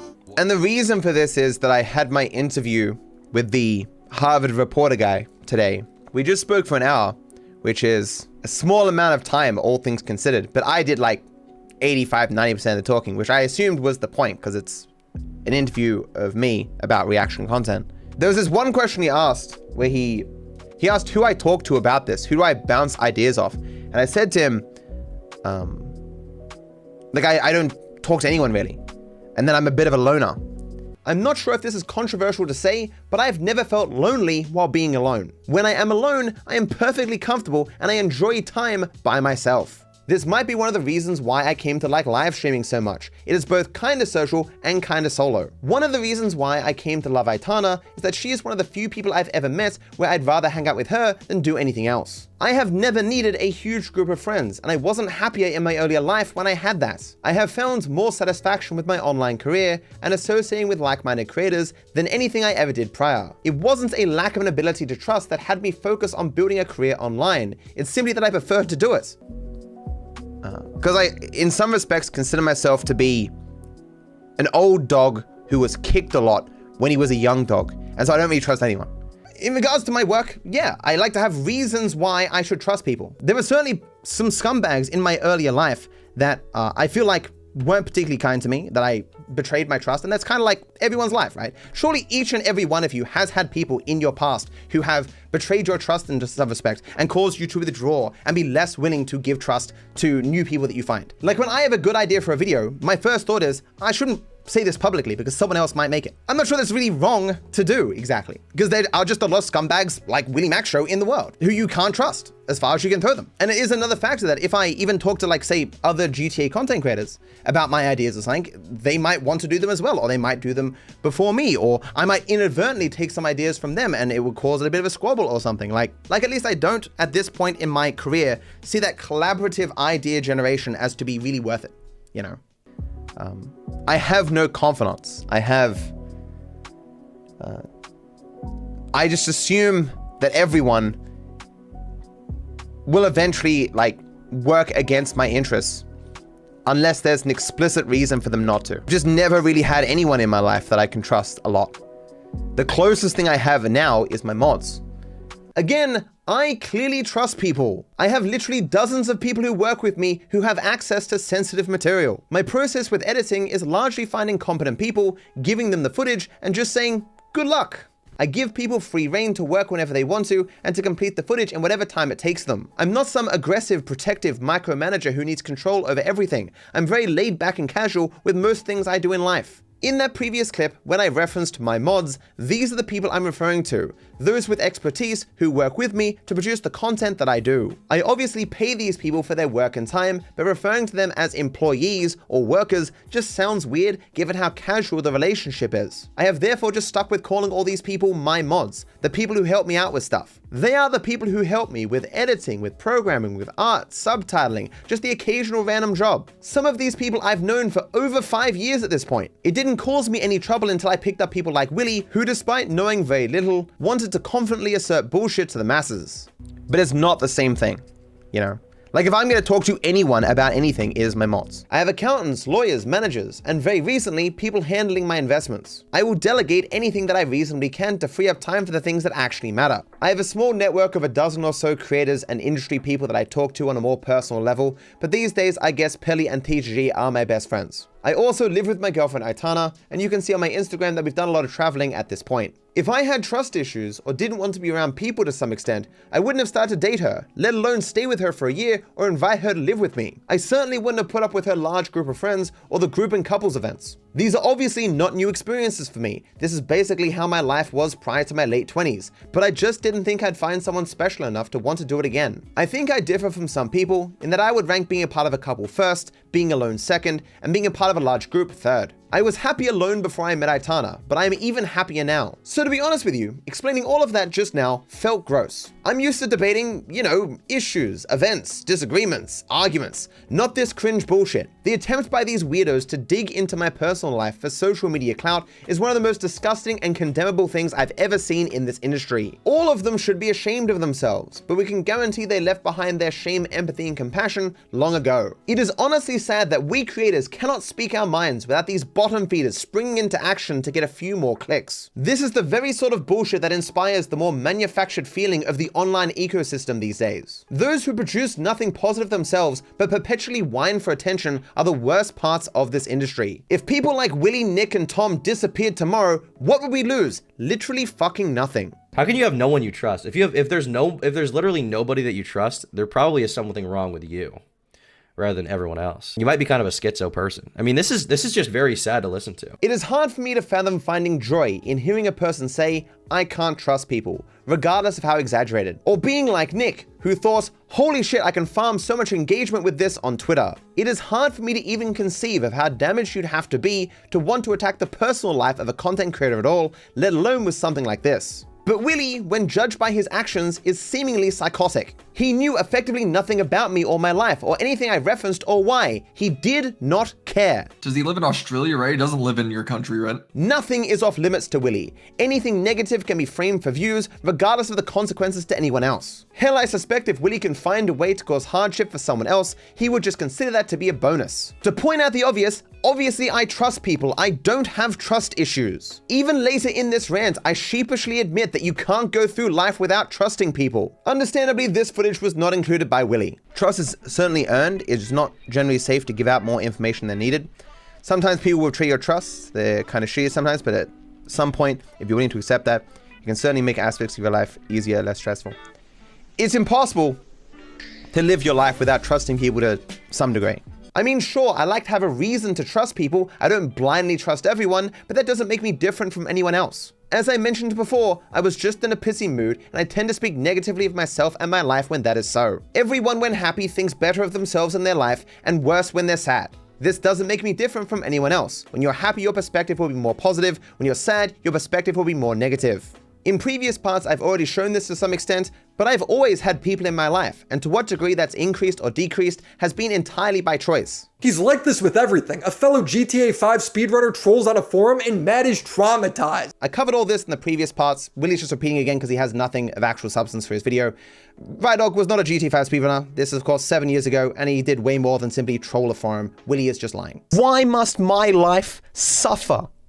Why must I suffer so with no one caring for so long? Is this the second or third time we've watched this clip? So little footage substantiates the lies that he's telling, he has to repeat the same footage multiple times. The reason why I say so long is because this shit happened for years and was not simply trolling a forum. The problems with Rydog actually span from 2014 to 2018. They just concluded in 2018. The only information Willy has of any of this time or anyone involved is a singular discussion on a forum where we argue why he should be banned now. And even with that limited information, he still has to lie about it to support his false claims. Rydog was actually so persistently toxic and disruptive that after being banned from the GTA 5 speedrun community, he was later banned from all GTA speedrun communities. Like every other GTA game, and there's a lot of them. I had no say or interest in those groups. This is such ancient history that even I forgot about this. The only reason I remembered is because surprisingly I ran into lots of S recently at TwitchCon.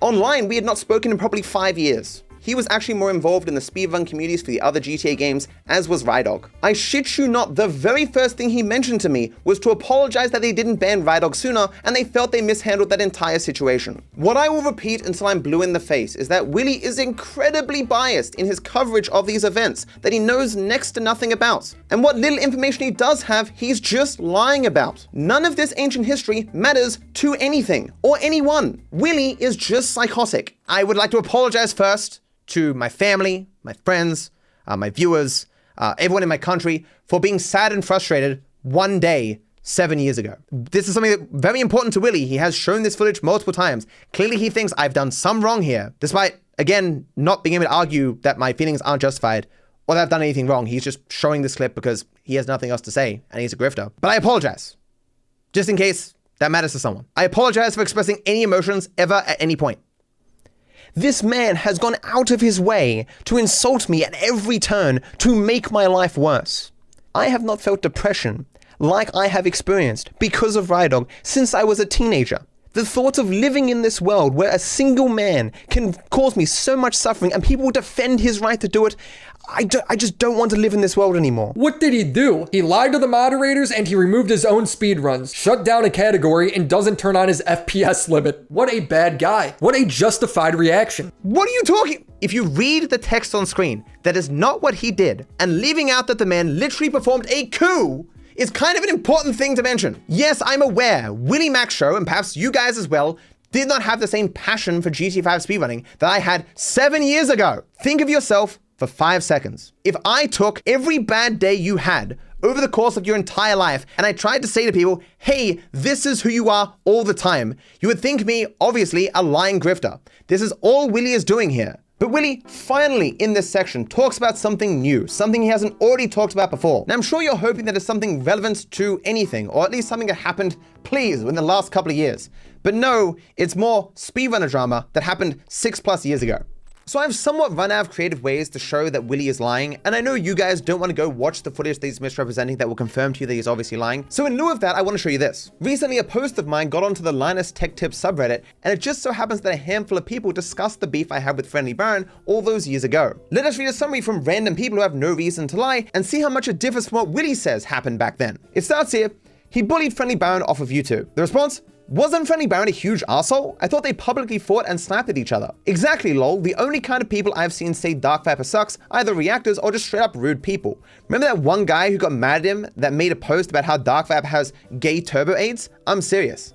The guy who said it, Chud Logic, is a grown-ass man in his 30s, by the way, Lamau. Extremely, Viper talked to him privately multiple times about how Baron was being a dick to him on stream, and Baron said he would do better in the future. He wasn't. After months of Baron continuing to talk smack, he had to get it off his chest and released a total of 3 videos in a couple of days, after which it became apparent to everyone what kind of a dick Baron was. Yeah, I just watched those videos again, lol. Friendly Baron was hugely in the wrong, and tried to even lie about stuff to get the heat off him. Also, Viper didn't even really do anything to make Baron leave, lol. Even with those videos, nothing ever stopped Baron from streaming again. I mean, that's not a bad summation. It doesn't include all the details that those 3 videos go into, but let's now hear from Willy. You know, the habitual liar who's lied about literally everything. How will he recap those events? He made a 3-part video series because a speedrunner named Friendly Baron shit-talked how he ran the forum. I swear to you, as time went on, Willy just got lazier with his lying. Again, I also think it's important to point out that this was 5 years ago. You can see there, the like to dislike ratio is 98%. If it were the case that all Baron did was shit talk that I ran the forum. What forum? We didn't even have a forum at that stage. Or is Discord a forum? Why call it a forum? We were no longer on the speedrun.com forums at that point. I think it's important to keep noting every single time Willy is being deceptive about the age of these things. So if he were to take screen captures of these videos, he would see that they have millions of views and the comments are all positive, agreeing with my side of the beef. This man is like all the time, this guy getting into beef, getting emotional, bro.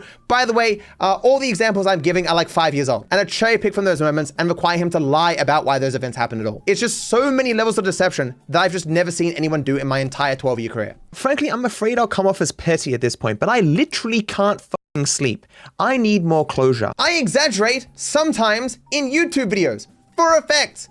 Cause it's YouTube. This is so well known about me that millions to one is literally a meme on my channel. Nothing ever happened to me in my entire time playing GTA 5 is actually millions to one, but I've said this phrase thousands of times. This is YouTube. It's an entertainment platform. I can be melodramatic in describing my own emotional circumstances. That's within my right. I'm talking about myself. When people reference losing sleep over something, they're not necessarily being literal. It's simply a phrase to communicate stress over something. Although to be clear, it was somewhat stressful at the time, as I didn't know exactly how the beef was going to go down, whether the audience would accept what was going on and how much Baron had been a dick for so many months, if not years at that point. Like, we had a long history before that where we were somewhat close. He was one of my mods, but this of course is all ancient history. There was obviously a lot going on with this beef that Willy doesn't show. In fact, that is the only clip he includes of me speaking from any of those 3 videos. Which, you know, total half an hour. Like, he doesn't even bother explaining who Friendly Baron is. He just says a lie and then presents a clip that does nothing to substantiate that lie, but because there is a claim and a clip,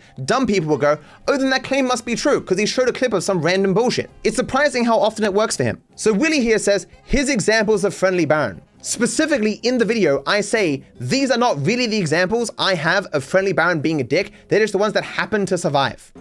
Also, if someone's gonna be a dick, he's got 10 times the followers I do, but only twice the viewers. Suck my dick, it's not a competition. Thank you for listening to my TED Talk. So that was a few months ago.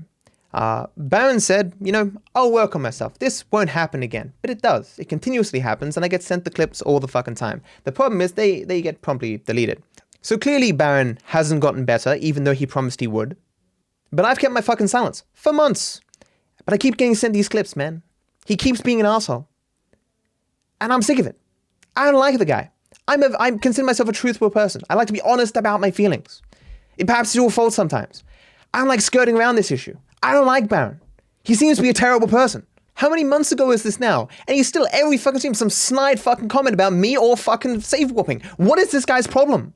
But I'm meant to sit and chat and be like, oh yeah, that Baron, he's, as I always have been saying, he's a good guy, man. He's got that fucking good series. You should watch his casual versus speedruns. He's got a good break boosting guide. He's got that work. It's probably a good, very good work. I saw some bets he's doing well. But I gotta be silent about this shit? Why? Why give respect to people who are inherently disrespectful? So even when lying about a 5-year-old drama, where you could just watch the videos and know he's lying, he still can't help but lie. I'm Dark Viper. I'm 5 seconds behind after 4 minutes. I'm gonna reset. Where the fuck's the chopper? Dead, gonna reset, like Dark Viper. You're losing sleep over this. So of course, Willy has no interest in what actually happened between me and Baron, so of course doesn't present it. His statement here, these are examples of issues I had with Baron, of course aren't true. Me and Baron had known each other for literally years, and one of the main instigating factors of our beef becoming more than a little bit of animosity and actually becoming outright hostility was he had a huge rant on stream, which I show in these videos. And as well prior, he had sent his viewers to brigade me and Rello for voting against what he wanted in regards to a rules change. Going through my Discord to find all the clips that people have sent me of Baron shit-talking me, obviously the vast majority have been deleted, but this one simply titled Yikes from a month ago paints a picture at the very least. I hate that. Those not be the record? No, will not be the record. I got very bad orange.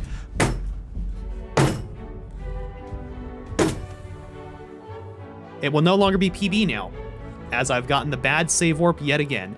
I hate save warping. Why is save warping in this speedrun still? The people who like save warping don't even run this category. Why is it still in this game? I literally did everything correct there. The 3 people who have run the game the longest and who have held the classic percent world record the longest are Dates, Torx, and myself. We all voted to include save warping. But who the fuck are we to someone like Friendly Baron? The astute of you may notice that he doesn't link to anything, because I never insult Baron in here. We passionately argue about speedrunning, but nowhere here will you find an insult. But you will find commentary on a now deleted clip where Baron calls for his audience to brigade me and Rello because we dared vote for what we believed in regards to the rules. You can tell it happened because he says, I apologized and I regret those actions. Of course, he only apologized when he got caught, not after he did it. This wasn't like a one-time thing, and certainly those clips, as I mentioned, were not why this occurred. Willy knows this because he's seen the footage. He is just lying. One of the things that seemed to be the straw that broke the camel's back was a vote on save warping, whether they were going to be included in the classic percent category, and that was always very strange. Because while he blamed me and Rello the most for this vote, it wasn't a close vote. Every decision that's ever been done in the Discord ever has been done by community vote, and the vote here, vote 1, it was 11-5. So like even if me and Rello had changed our votes, he still would have lost. And while the historical vote is saved in that post, you can see the people in subsequent years, for the hell of it, also threw in their votes. And so this vote eventually became 50-8. I'm not going to explain all the nuances of GTA 5 speedrunning, but literally everything I said at the time was true and became more true with every passing year. So true that no one currently agrees with Friendly Baron. I'll be real with you, this is all beside the point of how much of a dick Friendly Baron was back then. But in a way, it's the cherry on top, showcasing that even in hindsight, he was amazingly incorrect. With every event, Willy wants to suggest that many years later, and with next to no research, he actually knows more about what went on than those involved or anyone there at the time. If he actually believes this, then he's mentally ill. If he doesn't believe it, then the degree to which he's willing to lie for personal gain is almost impossible to comprehend. But covering the story again makes me somewhat like Willy. I don't think Baron should be thought less of for something he did this many years ago. Sure, even back then, he never apologized, but I intended to delete these videos. I wanted to make my iceberg where I vaguely covered this story and then just delete them because they have no relevance to goddamn anything. You're losing sleep over this. Bro, somebody beats him in a speedrun and he acts like it ruined his life. A guy named UnNameD beat GTA without taking damage. Viper, who was running that same category, then banned this guy from his YouTube and Twitch. I don't even know what it means to ban someone from a YouTube. I wasn't a YouTube live streamer at that point. And again, I'm recovering stuff from the first episode, but I didn't ban him from my YouTube. It doesn't say on screen that I banned him from YouTube. Willy is obviously lying again. He's obviously also lying about the context. By saying he's a speedrunner implies that I knew him or that other people knew him or he was in some community running a category with other people. None of this is true. UnNameD was a stranger and therefore was treated as a stranger in regards to what he was doing. Viper justified all of this by writing another brick of an essay. So again, as people sometimes do, when they feel like they've wasted over a year of their life and potentially have lost, 100 grand, they're a little bit sad. I had a couple of glasses of bourbon and I happened to see UnNameD talking way down in a Reddit thread about how I banned him on my Discord. And I was like, what a dick. This random stranger that I know nothing about is sitting here shit-talking me in some fucking subreddit. Like, why? Where does this fucking guy get off? And so, in the same way that I be melodramatic, hyperbolic, or whatever, I write blah, blah, blah, blah, blah, and then I send it off. I'm like, yeah, fuck that dude. And it's funny because, 15 minutes later, Louis in the Discord, he was more involved back then. He's the one who set up the Discord for me. He was like, you should probably not say anything publicly, Matt. And I was like, yeah, I just did. But I mean, it's a reply on some random subreddit. Who the hell's gonna possibly care about that?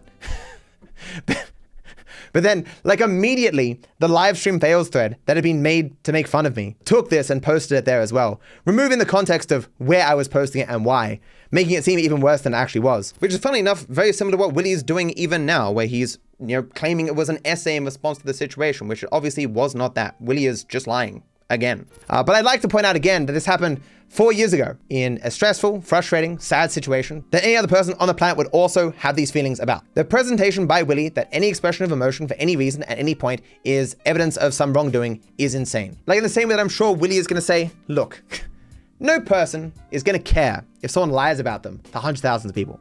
Look at DarkViperAU trying to defend himself against slander from people who are lying about him for money. The average person isn't going to get angry about that or frustrated about that or sad about that. They're going to have no emotions at all. The average person is going to wake up in the morning and go, oh, look, I've been lied about to hundreds of thousands of people. Oh, well, and they're going to have coffee. Because while Willy obviously lies about these circumstances ad nauseum, the whole process of what he's engaging in is obviously dishonest on its face. It requires judging me not against the average response from the average person, but the response of an unfeeling robot who cares about literally nothing. And if I am shown to care or express emotion at any point, I am found wanting. I have known for quite some time that other people were doing runs off this category. People that could run from dawn till dusk. People that had no reason to be entertaining, had fewer obligations, fewer distractions. Yes, I was sad and a little drunk. I'm sorry. Although obviously, yeah, that was true. Sharing information with these people is almost entirely one-sided. That's true.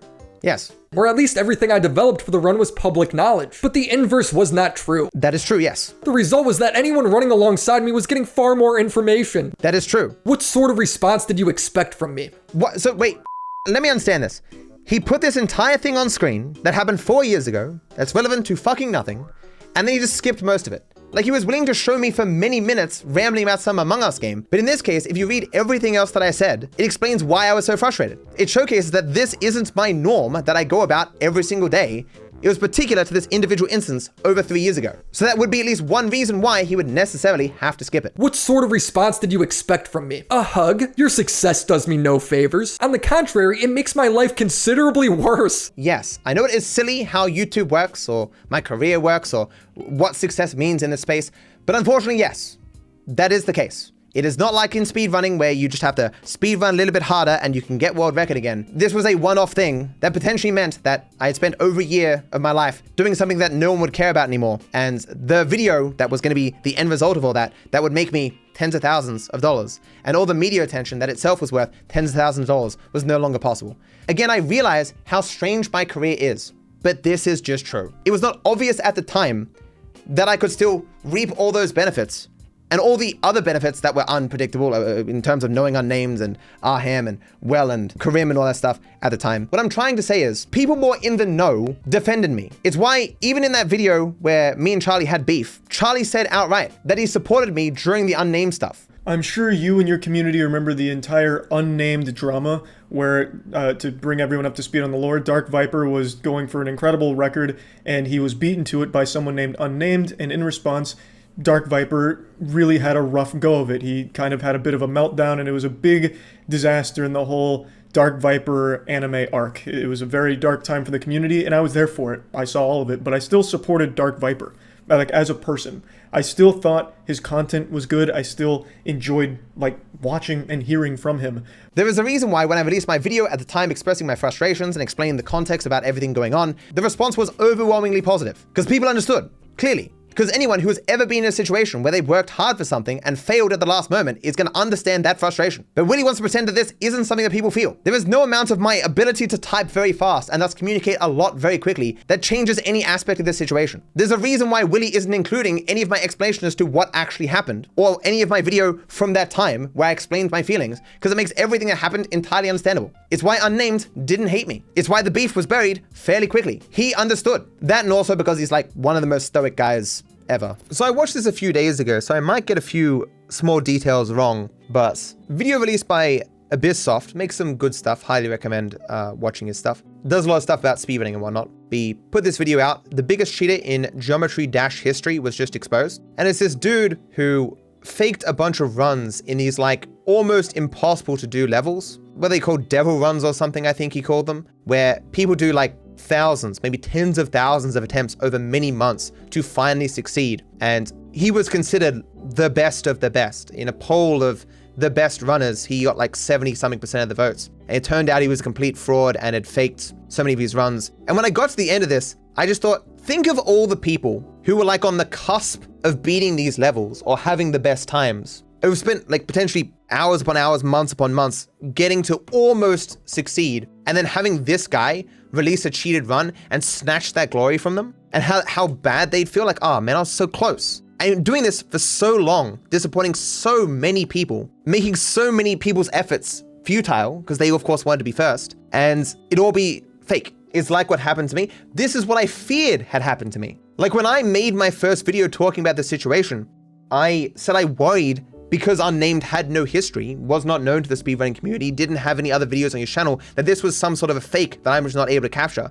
And that lingering doubt in the back of my mind made it difficult for me to process the situation and move on. Because like, is this all fake? Am I just being screwed or bamboozled? Some people took my saying these things as me saying, oh, UnNameD definitely cheated, which was never what I said or never what I meant to imply at all. It was merely that because of situations like this, you can never really know. So it's very hard to get back into the thick of things, being unsure whether or not my efforts were actually mattering as to whether I'd actually be first and if this would come out that this was cheated or whatever. But of course, UnNameD, he succeeded twice. And of course, since become like a dominant speedrunner, so obviously he's not a cheater. It does suck that anytime anyone succeeds in anything, there's always that lingering doubt like, did you really do this? Anytime anyone does anything miraculous or amazing, it's like, but did you cheat though? And that question is always there because of people who cheated like this. I believe his name is Space UK, I should have said his name. Yeah, but the way UnNameD was treated during that situation, I gotta be completely honest with you. UnNameD had no social media. He had exactly one video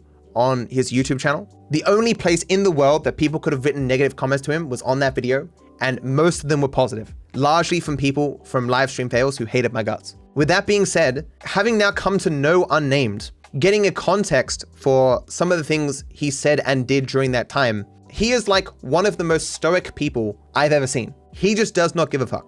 If he was at a restaurant and a married couple grabbed knives and stabbed each other to death, he would go, huh, and continue to eat his food. At one point, I wrote explaining all my thoughts and feelings and stuff, and his response to that was like, okay, can I be unbanned in your Twitch chat now? And I at the time, I felt a little bit insulted, but coming to know him, he just really doesn't give a fuck. His statement publicly throughout the entire little bit of drama there, and even afterwards, like months later, his always been, are we still talking about this? Who cares? Like, I think anyone who has gotten to know UnNameD in the speedrun community now will back me up with this. He is just a dude who doesn't care about that kind of stuff. Like, I could have called him anything under the sun for the entire time during that. And his response would have been, okay, cool. Now coming to know UnNameD, when people bring up like, oh, that DarkViperAU harassed UnNameD, which of course I never did.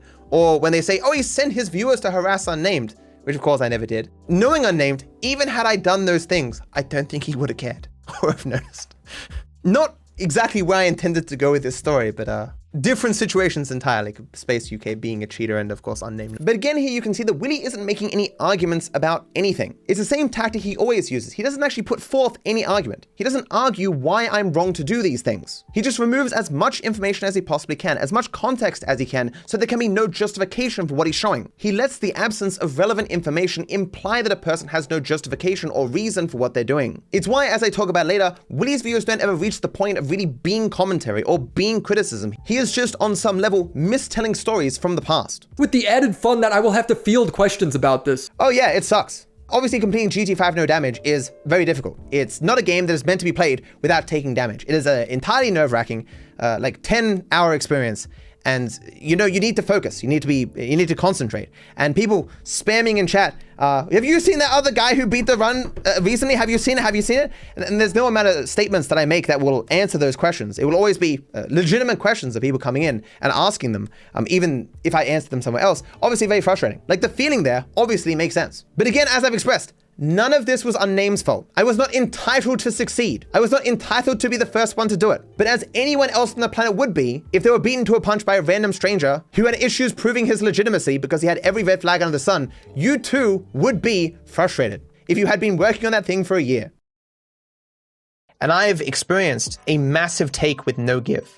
Taking a random clip out of context from like 3+ years ago, and then putting an unflattering picture of me on screen and then zooming in on it. I just don't understand how people who watched this video weren't like, wait a second, Willy is like a con artist. Like clearly, there is no honest reason to do this. Unless you're wanting to obscure where the clip came from, because I have no fucking idea. That's how old it is. Humanity, society is a give and take relationship. This is of course in reference to how normally in speedrunning there's a constant sharing of strategies, and so you build off what other people have created, you give and take. Someone beats you, you beat them. It's a community effort to make the run better, so it's just an ever-growing thing. But UnNameD, being a stranger, was not perceived as doing this because there wasn't exactly a place for him to do this, and he was just a guy named UnNameD trying to type amongst thousands of messages that I had received at the time. There was no one really running this with me. It was a personal project, and at various different times I had no interest in the input of other people.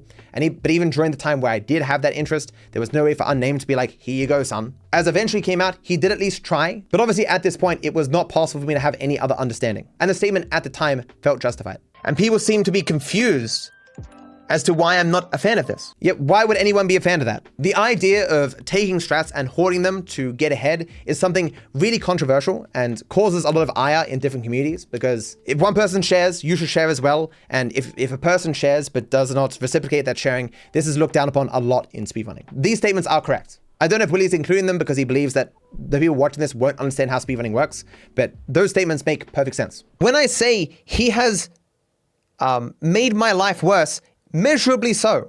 This is true. It'd be the same way that if you're going for a job and someone else gets that job instead of you, technically they have made your life measurably worse. If at the time you believe they only got that job through unethical means like cronyism or nepotism, you would rightly look at them and go, fuck that dude, right? And that's the position I was in at the time. And with that understanding, obviously these statements make perfect sense. I was the only person who could have benefited significantly from doing this first. That's true. That was one of the major frustrations I had at the time. If you want to put it into a hypothetical situation, it'd be like, if you press a button, you get $1 million. But if another person presses that button, they get 50 cents. And then they press the button and deny you $1 million. If you were against another person and each of you are attempting to press a button to gain $1 million, you'd probably be less angry. You'd be like, well, one of us was going to get the $1 million, so cool. Good thing they got the $1 million then.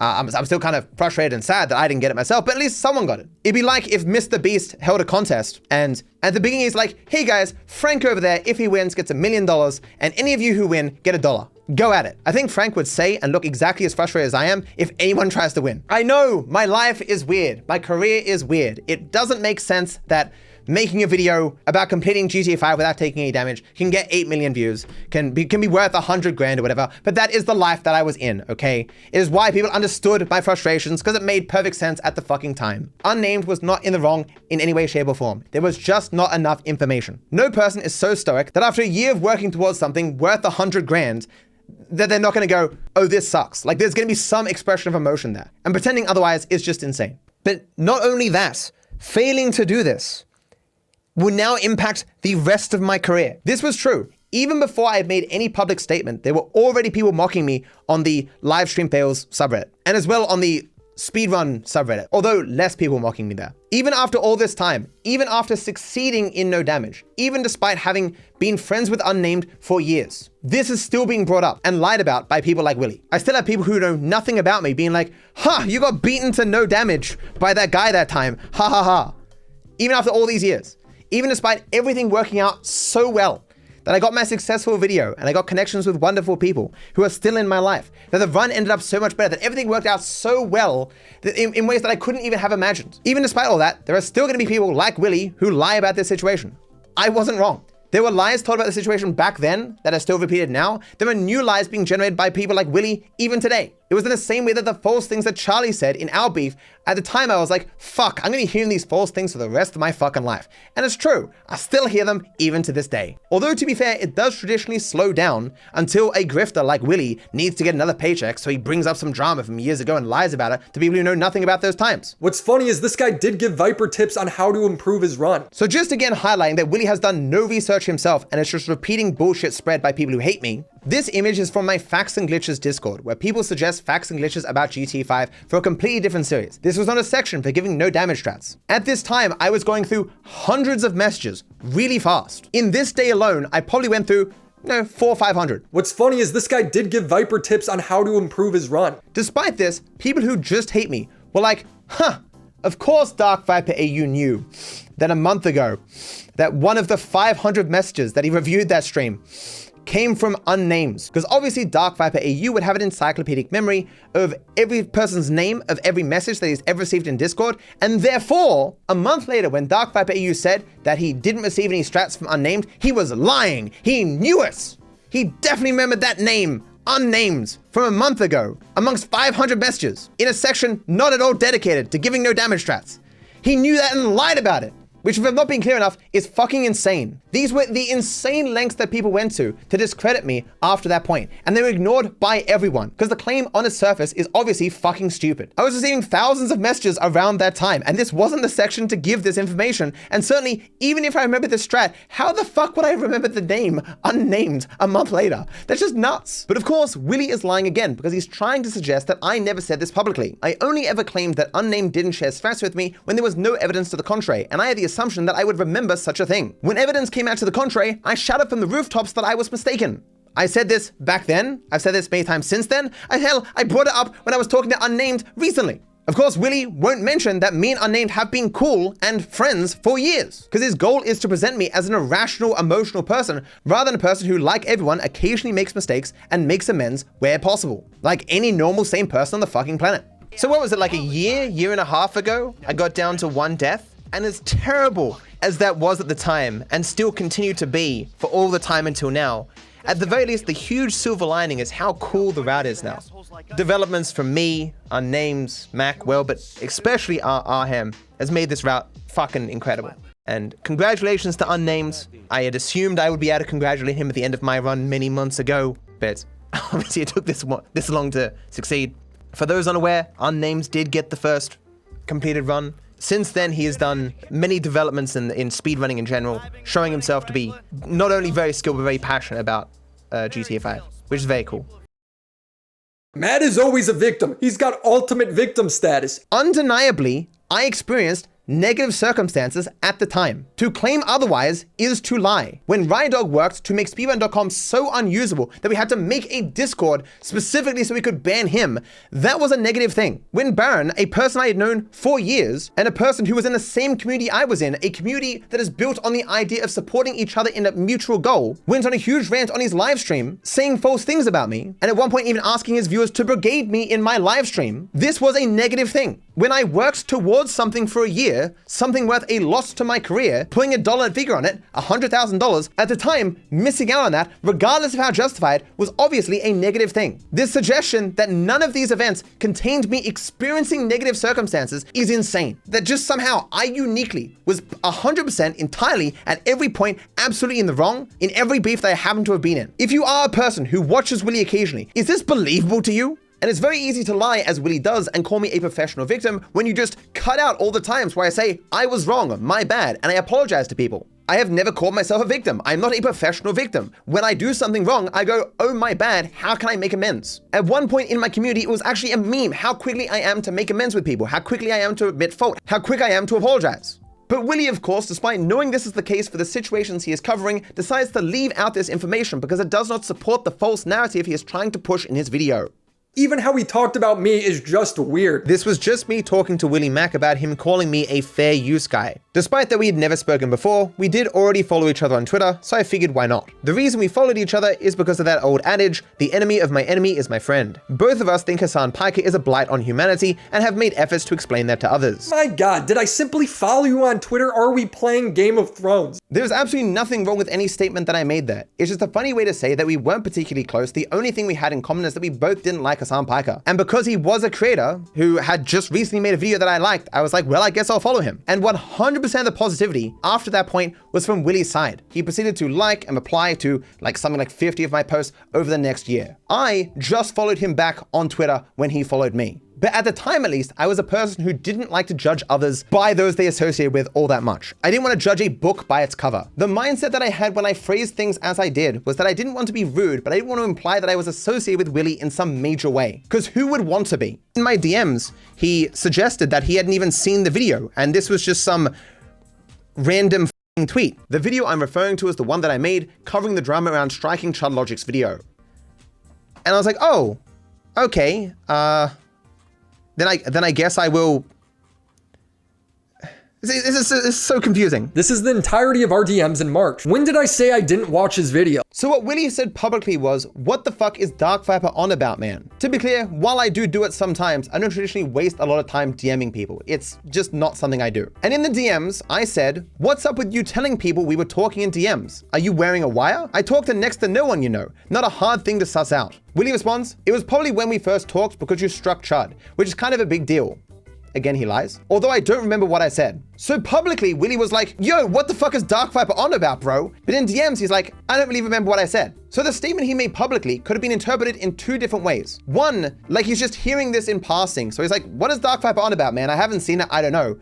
Or two, he's calling into question my recollection of those events. Me not knowing that Willy is a liar was like, well, then it must be that he hadn't seen the video. Because if he had seen it, why would he be publicly suggesting that I'd said something wrong? If in DMs he's saying he doesn't even remember what he said to me. The answer is, Willy is just a liar. Further demonstrating that Willy is being somewhat dishonest here is that in a conversation with Chud, he admitted that he did not watch the entire video. He only watched at least the part that involved him. Because I think you retweeted my tweet about it, and then I saw your tweet where you said, what is DarkViper going on about?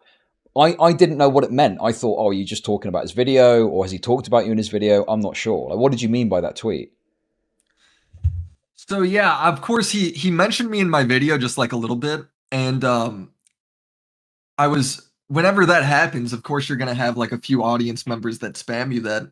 So I end up watching this section, and it's just him like going into my DMs being like, yeah, he calls me the fair use guy. When would I ever say I'm the fair use guy? That's like calling me the Lego guy. And I'm like, what is he, like, I don't even know what this is. Like, what's he on about here? He continues, the one time we talked, you were defensive and you shifted the topic 30 times, arguing over the minutiae of things. I don't know if you're just on the spectrum or if you actually did something wrong here. This next sentence is important, as he asked me, what did he say about our DMs where you had to defend yourself? I covered this in the video. So Willy was in my DMs asking me questions that were answered in the video. This obviously implies that he hadn't seen it, which again, he later admitted to, because he had not watched the entire video when he wrote his tweet. But I go on to ask for clarification. Your tweet wasn't about my video?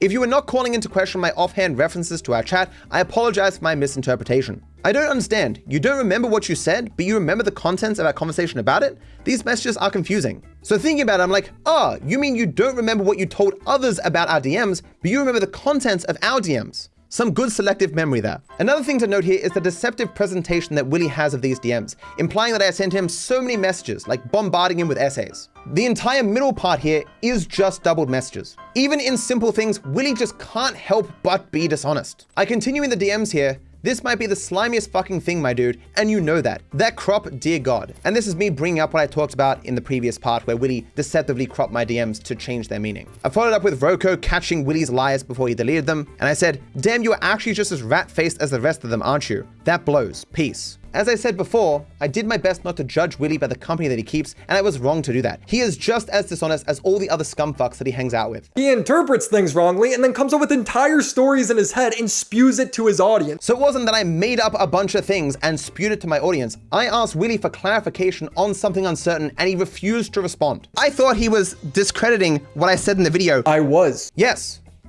because you're a liar. I didn't know that at the time. And I was trying to interpret things in a way that was charitable to you. So you wouldn't necessarily have been a liar, but you were. And so I leaked DMs, deleted DMs. He put out DMs. He's deleted DMs. I had seen your video. I don't know why he's saying this. He admitted he had not seen the video because it didn't make sense for him to be asking the questions that he was asking in DMs if he had seen the entire video. And he had not seen the entire video. He then acts like I was so privileged to receive a DM from him as if he doesn't send essays to everyone. I don't send essays to everyone. It is a lie that Willy was so keen to falsify evidence for that he actually duplicated our DMs, as you saw before. These drama YouTubers will have like 10-hour-long streams where they cry about shit they see on Twitter.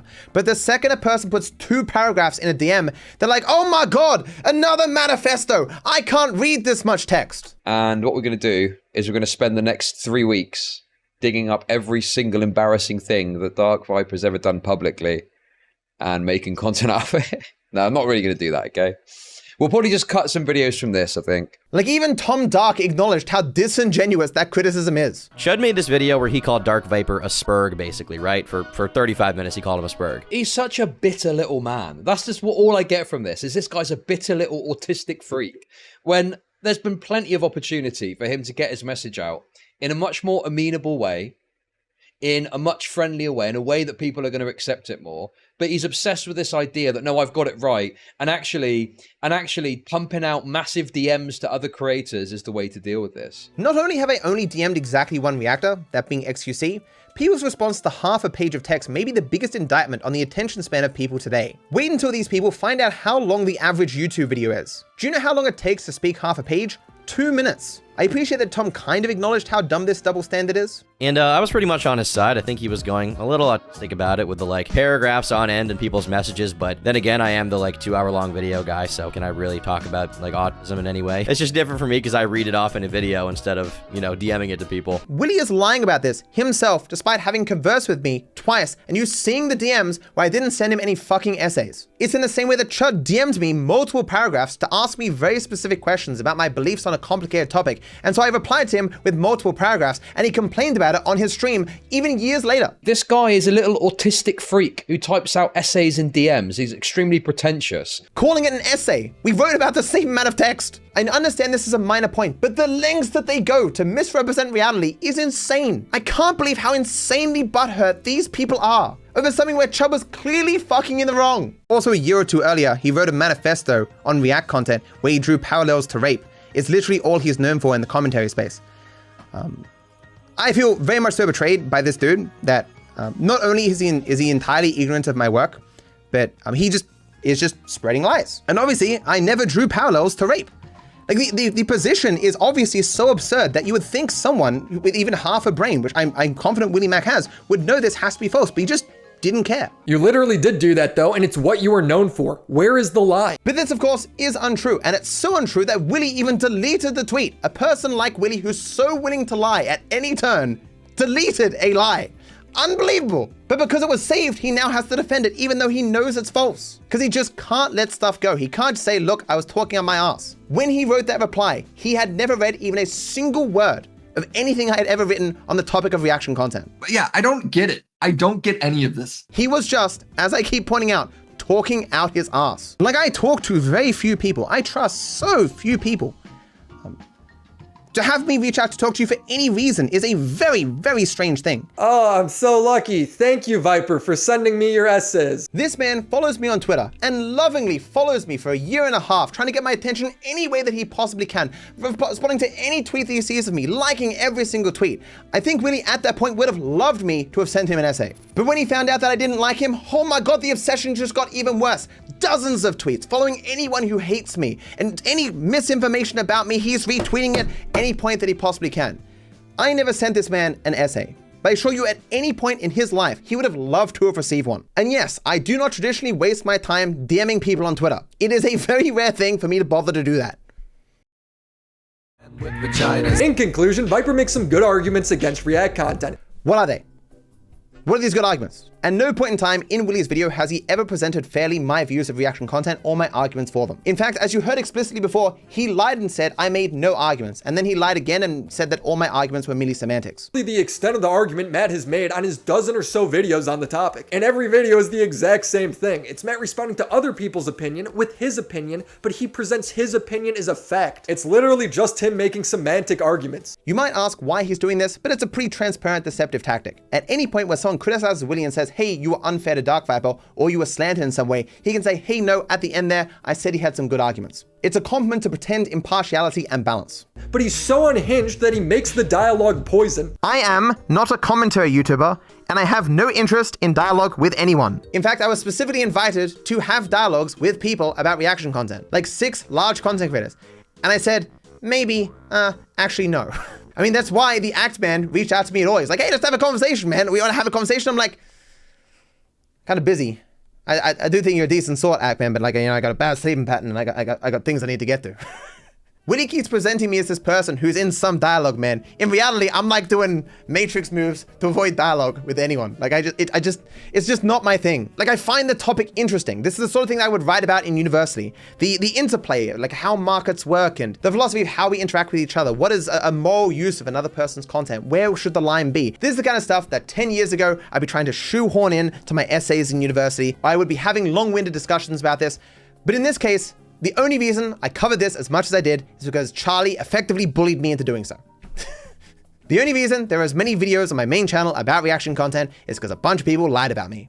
In the same way that I have absolutely no interest in WillyMacShow. I don't care what he believes, I don't care what he does. It's all irrelevant to me.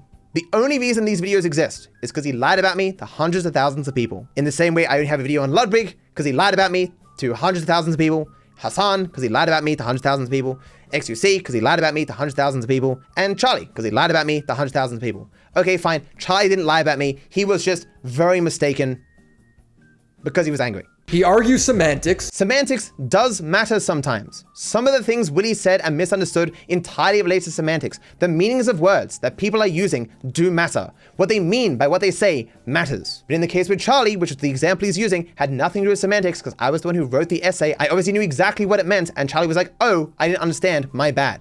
There was no argument there. However, in the very opening parts of his document, he does lay out the groundwork for his definition of React streaming, what it means to be a reactor, how it all works, and by all of those definitions, the groundwork, that doesn't apply because it's not the full videos that's being shared, it is clips from the videos, still without consent and all of that, but it is still not exactly in the same ballpark, and I realize now that it was a mistake for me to put my own bias here where I believed that it still fit under the React streaming, but since I'm talking about his 14-page document, I needed to play by his definition of React streamers, which I do understand now was a mistake on my part. I'm not sure what issues of semantics exist in regards to reaction content, except what the phrase reaction content should apply to. And there's no objective answer to that. Any definition any person wants to use in any context, I'm perfectly fine with, as long as we both agree to that definition before we begin. And we find some other way to differentiate between the different types of content that some people refer to as reaction content.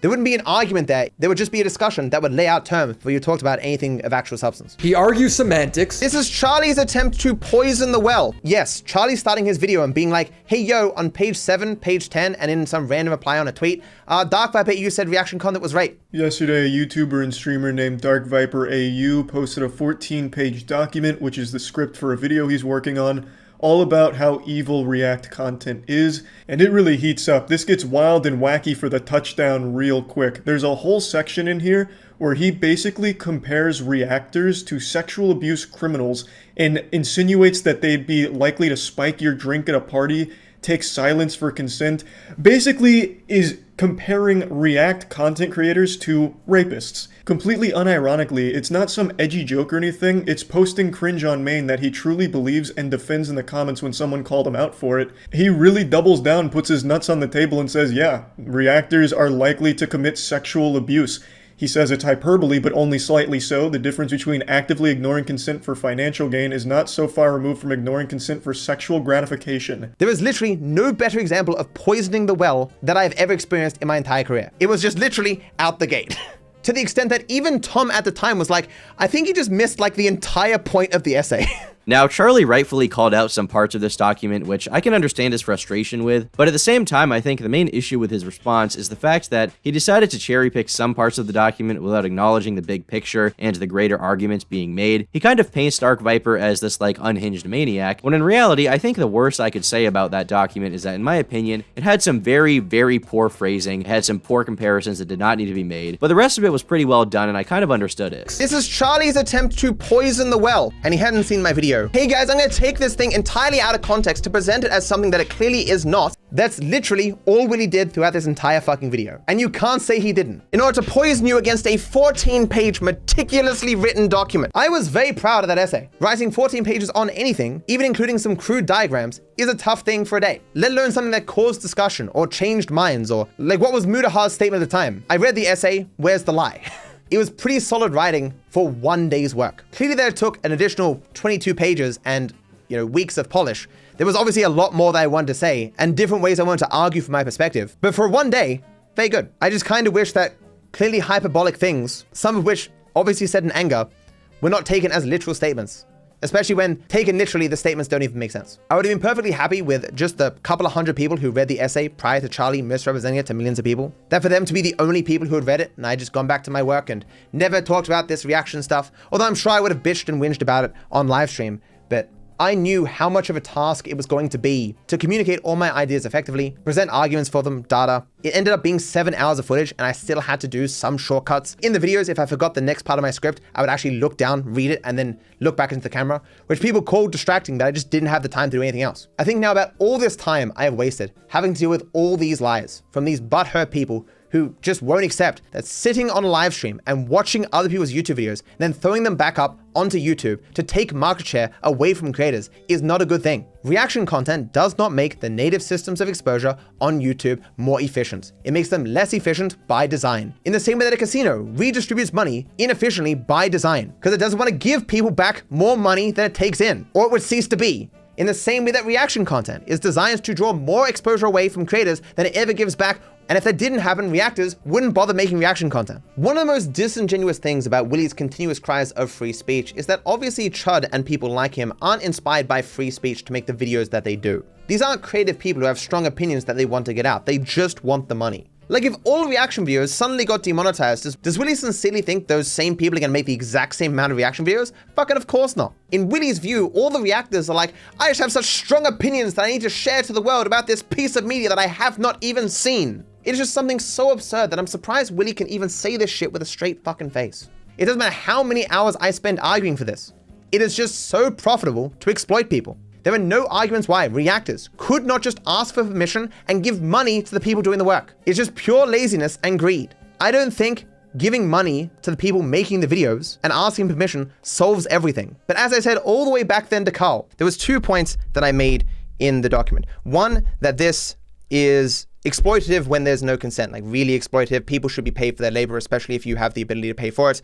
But then I went on and said, even when you have consent, it's less objectionable, but not really good, because it's basically like you are really uber successful and you're saying, hey, because I'm really uber successful, can I use your content to become even more uber successful? And I'm sure you'll benefit somehow.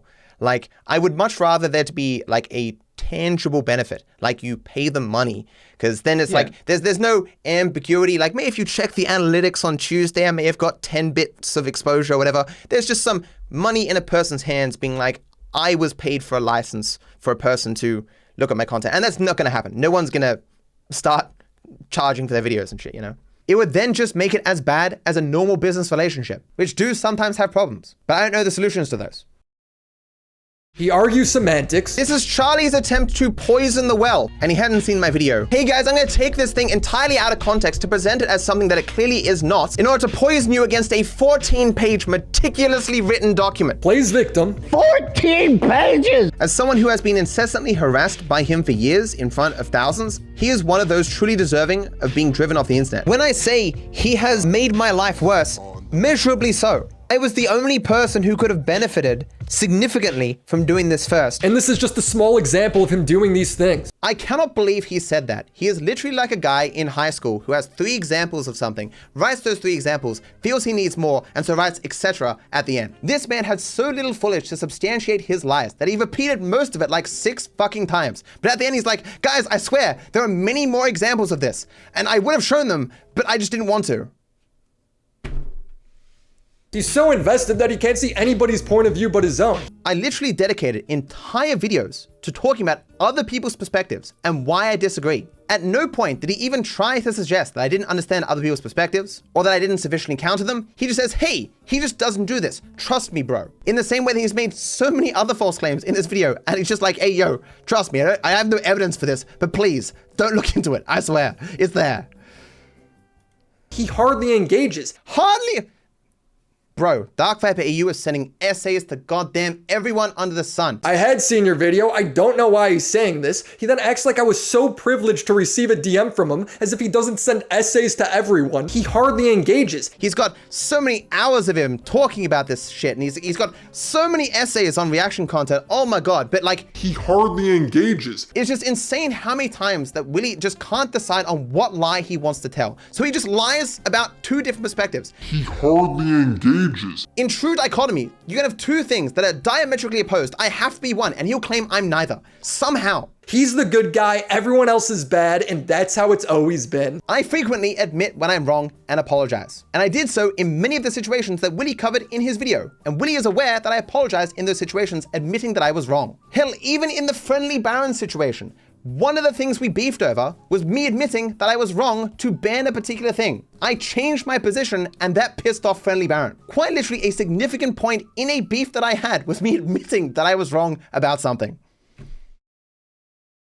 So as I mentioned in passing before, people have been reaching out to me explaining who these people are who've been lying about me for all this time, becoming more and more divorced from reality that eventually I felt I had to say something or they would never stop. Within these conversations, there were some interesting observations that I feel like I should just quote and give my thoughts on. For obvious reasons, I'm not going to mention the names of the people I'm talking to. You get pulled into this quicksand of correcting minor details that they clearly had no problem misleading people about. So when you point it out and go one by one, they quickly hide that and reframe the fight. They won't surrender as they get corrected, they'll just switch to critiquing the way you point out their mistake. You can see the truth in these words in how often Willy's critiques of my work are very surface level. It's all semantics, there's no arguments here, it's just opinions, it's too long. It's why a lot of Willy's videos break down to him just going, hey, this person's just saying stupid shit, and then he'll show a clip out of context and then move on. It comes from a certain type of fucked up personality. They have two sets of contradictory opinions about themselves. One, that they are above everyone's standards of acceptable behavior and everyone more successful is beneath them. And two, that they are as good as anyone, but no one has recognized it,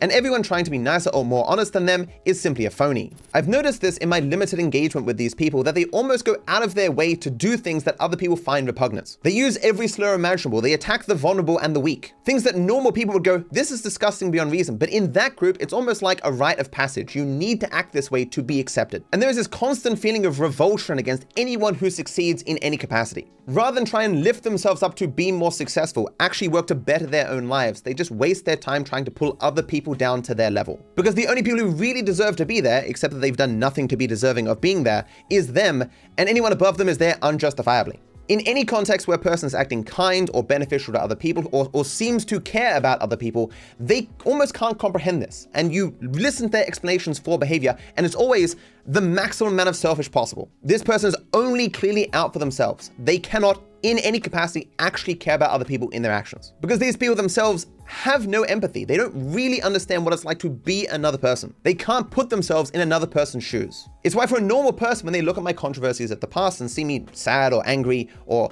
not feeling well, they would go, well, that makes sense given the context of the time. But a lot of people can't do this. Until that person is themselves in that situation, there can never be understanding. It's why anyone who expresses these feelings seems fake to them. I think you'd be deeply unsettled if you were lying and knew it. But those guys are literally built differently than you. They don't feel bad about lying, and that lets them probe at you with an unlimited mix of attacks to find an angle that makes you look bad, so long as any amount of people at all praise them for it or keep watching their videos. I've mentioned it a few places before, but it's why I feel like I'm in such a disadvantage combating these sorts of people like WillyMacShow. If I make a claim, I feel I have to make some justification for it, show some direct evidence for it, or some argument as to why this is more likely true than not. Willy doesn't feel this way. He will just fire off false claims. Rapid fire. If he's lucky, he'll find some out of context clip that will make it seem like it's supporting his false claim, but if he doesn't have it, he doesn't care. It enables him to make such short videos relative to the amount of claims that he's making because he rarely bothers to evidence anything in any capacity. The reason why you get like 4-hour-long video essays about one topic is because those people care about evidencing things. The WillyMacShows, the Tom Darks, the Nicholas, the Drios, like they don't bother evidencing things, so the videos can be necessarily very compact. You're right that they're midwits and manipulative, but they can usually count on even stupider and even meaner people not knowing or caring about the details. Like Willy conflating free speech and fair use and React content and commentary like it's all one thing. It was meant to make you sound like a hypocrite and get him easy likes. His type of viewer who sticks around either can't pass out the differences in those things or just wants the supply of conflict, or both. And they go along with the feeling of certainty he gives them. That last point I think is very important. The idea of certainty in this age of uncertainty, you could say, where so much is fake and AI generated and photoshopped and just generated by some text bot. Everyone's lying and grifting for their own particular side. It's very hard to know what is true.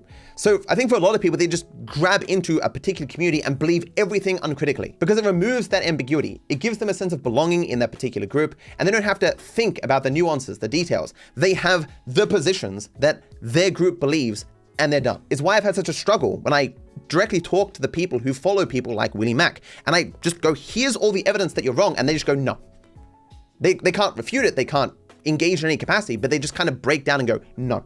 And it's sad, but you can't reach these people. If you try to think how they would act in your shoes, you can never explain the choices they make.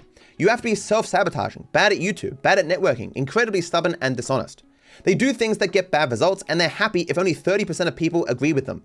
They're willing to trade away any hope of working with you or anyone you know just for the smallest crumb of attention, just a tiny bit of relevancy, like just to show a live chat, look, I talked to him before. As you guys likely know, I've been criticized in the past for thinking about YouTube too much as a business, rather than having the passion and creativity that I had for it in the past.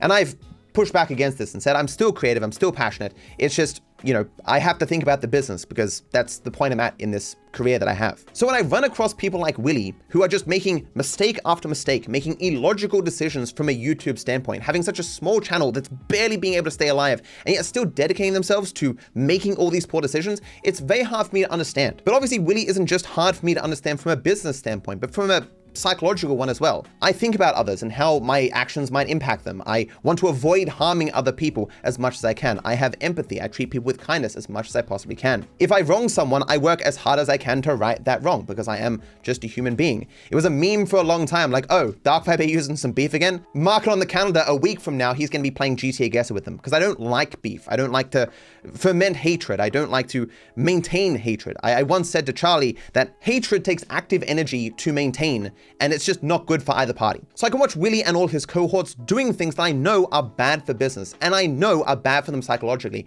but they don't seem to have any way out of it. Not that I give it that much thought, but I do wonder if they know that what they're doing is sabotaging themselves from a business perspective and from a psychological perspective. These people are widely mocked and condemned all over the internet. A significant portion of people and YouTubers in general will look at their channels and go, this is disgusting, these are clearly horrible people, I want nothing to do with them. And that's just bad for everything, for them on a personal level, but they can't seem to move beyond doing this. As I say, it's just hard for me to understand. Do like the lying and tricking people make them feel powerful? Like they go, there's another 100 people I've manipulated into believing this false thing, yay me? It's just hard to understand.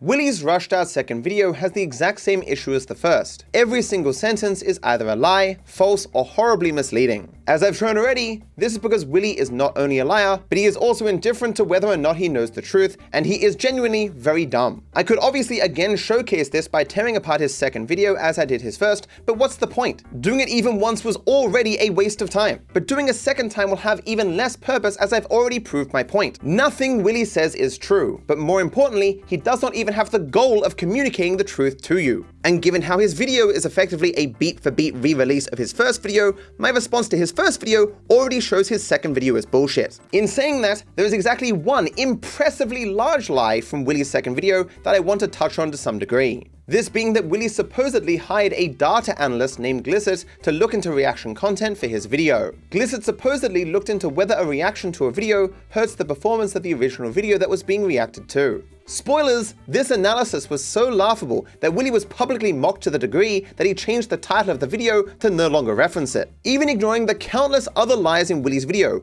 just breaking down the lies related to this supposed data analyst would itself normally take an entire video. It's not just that Gliccits' methodology, data, and claims are incredibly flawed and therefore wrong, whilst also amazingly being entirely irrelevant, but there is also a lot of information about Gliccits himself that Willy withheld from his video to deceive his audience. I have a guy who works with me who majored in physics and has a minor in mathematics who offered to do a full write-up on both topics, which you can find in the description. But in this video, I will briefly cover the highlights. To start off, in a since-deleted tweet, we find that contrary to Willy's claims, it was actually Gliccits who reached out to Willy first, and this was before Willy even made his first video. Since my last Dark Viper video, I linked up with a data analyst named Gliccits. More than this though, it might seem strange to you that a data analyst would respond so quickly and openly to such a vague reply, especially from someone who has as poor a reputation as Willy. What explains this is that Gliccits is a person who's hated my guts for a very long time. We can see just in this exchange that Gliccits was obsessed with me, and that he previously had an interest in reaction content before even speaking to Willy, perhaps due to his aforementioned obsession with me. So, unsurprisingly, Willy lied. It gets even worse though, as Gliccits has hung around my most passionate haters for even longer than that, actively supporting and defending the most pernicious liars on this platform. He is what is stupidly referred to as a drama orbiter, and all this communicates that he was not some impartial third party as Willy wanted to suggest in his video. He has been attempting to, in vain, debunk what he wrongly believes are my views of reaction content for as long as I've known of his existence.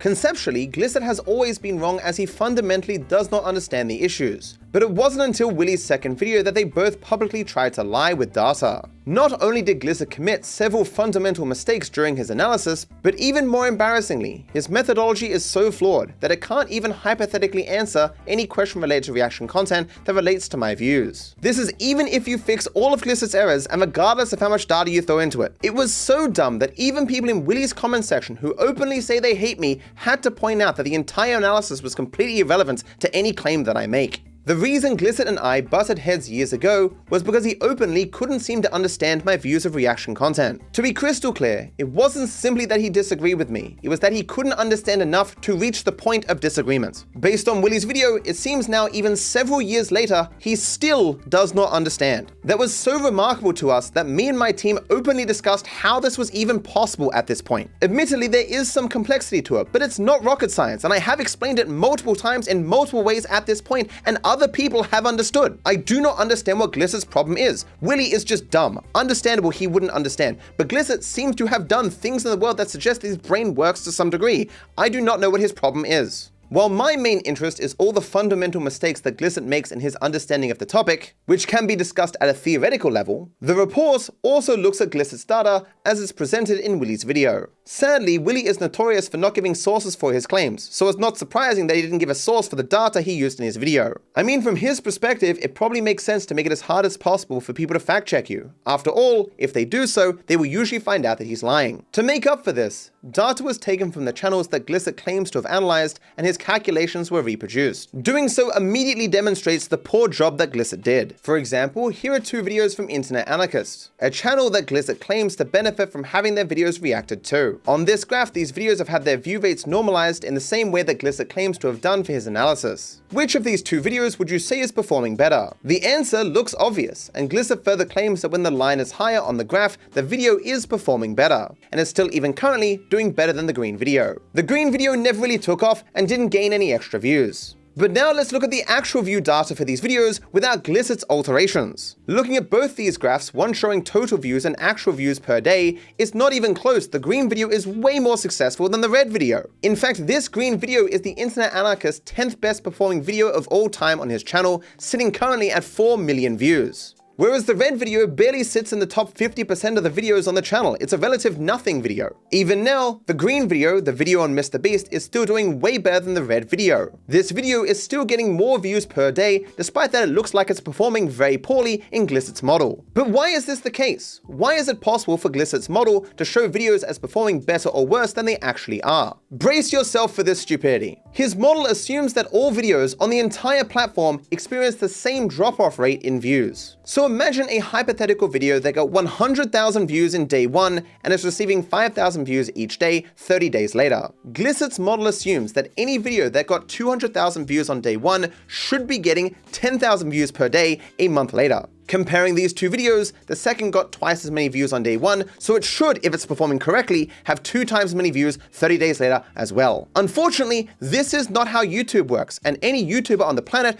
would have been able to tell Gliccit that. The result of Gliccit's error is that when his model compares a video that got 100,000 views on day 1 and is getting 5,000 views 30 days later, with a video that got 200,000 views on day 1 and is getting 5,000 views 30 days later, this second video in Gliccit's model will look like it's doing worse than the first video, despite that it is objectively a better performing video and that both videos are currently getting the same views. If you plot and compare the views used for the videos in Gliccit's model with the actual views for those videos, you will see no relationship between them. This graph should show a plot from the bottom left-hand corner to the top right for his manipulation to have been appropriate. To put it more simply, whether or not Gliccit's analysis would have shown a video as being successful or not had absolutely nothing to do with whether or not that video is actually successful. His analysis therefore tells us nothing about anything really. His numbers may as well have been entirely imaginary, like the basis for most of what Willy talks about in his videos. Moving beyond just the data being inaccurate, we have some reason to believe that Gliccit himself may have tampered with the findings to make them seem more significant than they actually are. Willy claims that Gliccit used a normal distribution to aggregate his data. An important property of a normal distribution is that it's symmetric on both sides. So on this graph, the shaded regions representing the uncertainties should be the same distance above and below the black line average. You can plainly see here, where Willy explicitly points out that there's meant to be a significant finding, that the grey region is inexplicably small. These shaded areas are the standard deviations. If the line is in the dark gray area, that is 1 standard deviation. The light gray is 2. The line being within either means there isn't a statistical enough difference in views to say that React content is affecting the work. But if it leaves the shaded areas, that means it's statistically significant. A trend is being formed. What Willy showed in his video should be literally impossible if this data was modeled as a normal distribution, as is claimed. Even weirder is that later in the video, Gliccits shares another version of this graph, but stretched vertically. The exact same area that Willy pointed to previously as having statistical significance no longer exists. You can literally just take the stretched version of the graph and put it over the original and see that in this new version, the gap between the pink line and the light grey region has just disappeared. This means by Willy's own statements and Gliccits' analysis, even with the fake data, the finding actually isn't statistically significant as they claim. Under the most charitable interpretation, this is a seriously embarrassing miscalculation from Gliccits and an error which he should not be making if he truly was a graduate data analyst. But of course, neither Gliccits or Willy is deserving of such charity given their mutual history of lying and defending liars. Well, here's the cool part though. You've explained how you've done it. You've said that it really isn't that complicated if people want to get into it. It's a high school level thing. It's important to keep in mind that I've only covered 2 of the many issues in Gliccits' presentation. But even if all these fundamental issues were solved, nothing in this analysis ever comes close to addressing any issue I actually have with reaction content, because Gliccits, again, still does not understand my views on the topic. Or more specifically, what I'm arguing for. It's probably not a surprise to you that a person who spends all their time following YouTube drama and defending YouTube grifters is not all there upstairs. If you want to read more into the other mistakes that Gliccits made in his analysis, such as how Gliccits didn't even aggregate the correct type of data for this study, you can find the full report linked down below. Also included at the end of the report is a chronological ordering of all the positive interactions that Gliccits has had with my most delusional haters. All of which serve to explain why Gliccits is acting the way he does today and why he supports grifters like Willy. This of course has been a massive waste of time. Therapeutic, but a massive waste of time. So I don't sincerely think that those who bought into the bullshit that Willy shoveled out are the sorts of people to get to the end of videos this long. But I'm hoping they can exist as a resource for the handful of people who happen to be in situations where they need to explain points that another person doesn't understand. You can just link this part of the video. These videos, of course, won't be particularly popular. And of course, due to opportunity cost, I have lost growth in making these videos because I could have spent this time doing something that is actually gonna be good for the algorithm. I don't think ignoring this stuff was good for my mental state. I don't think allowing people for months on end to repeat lies was good for me in the long term.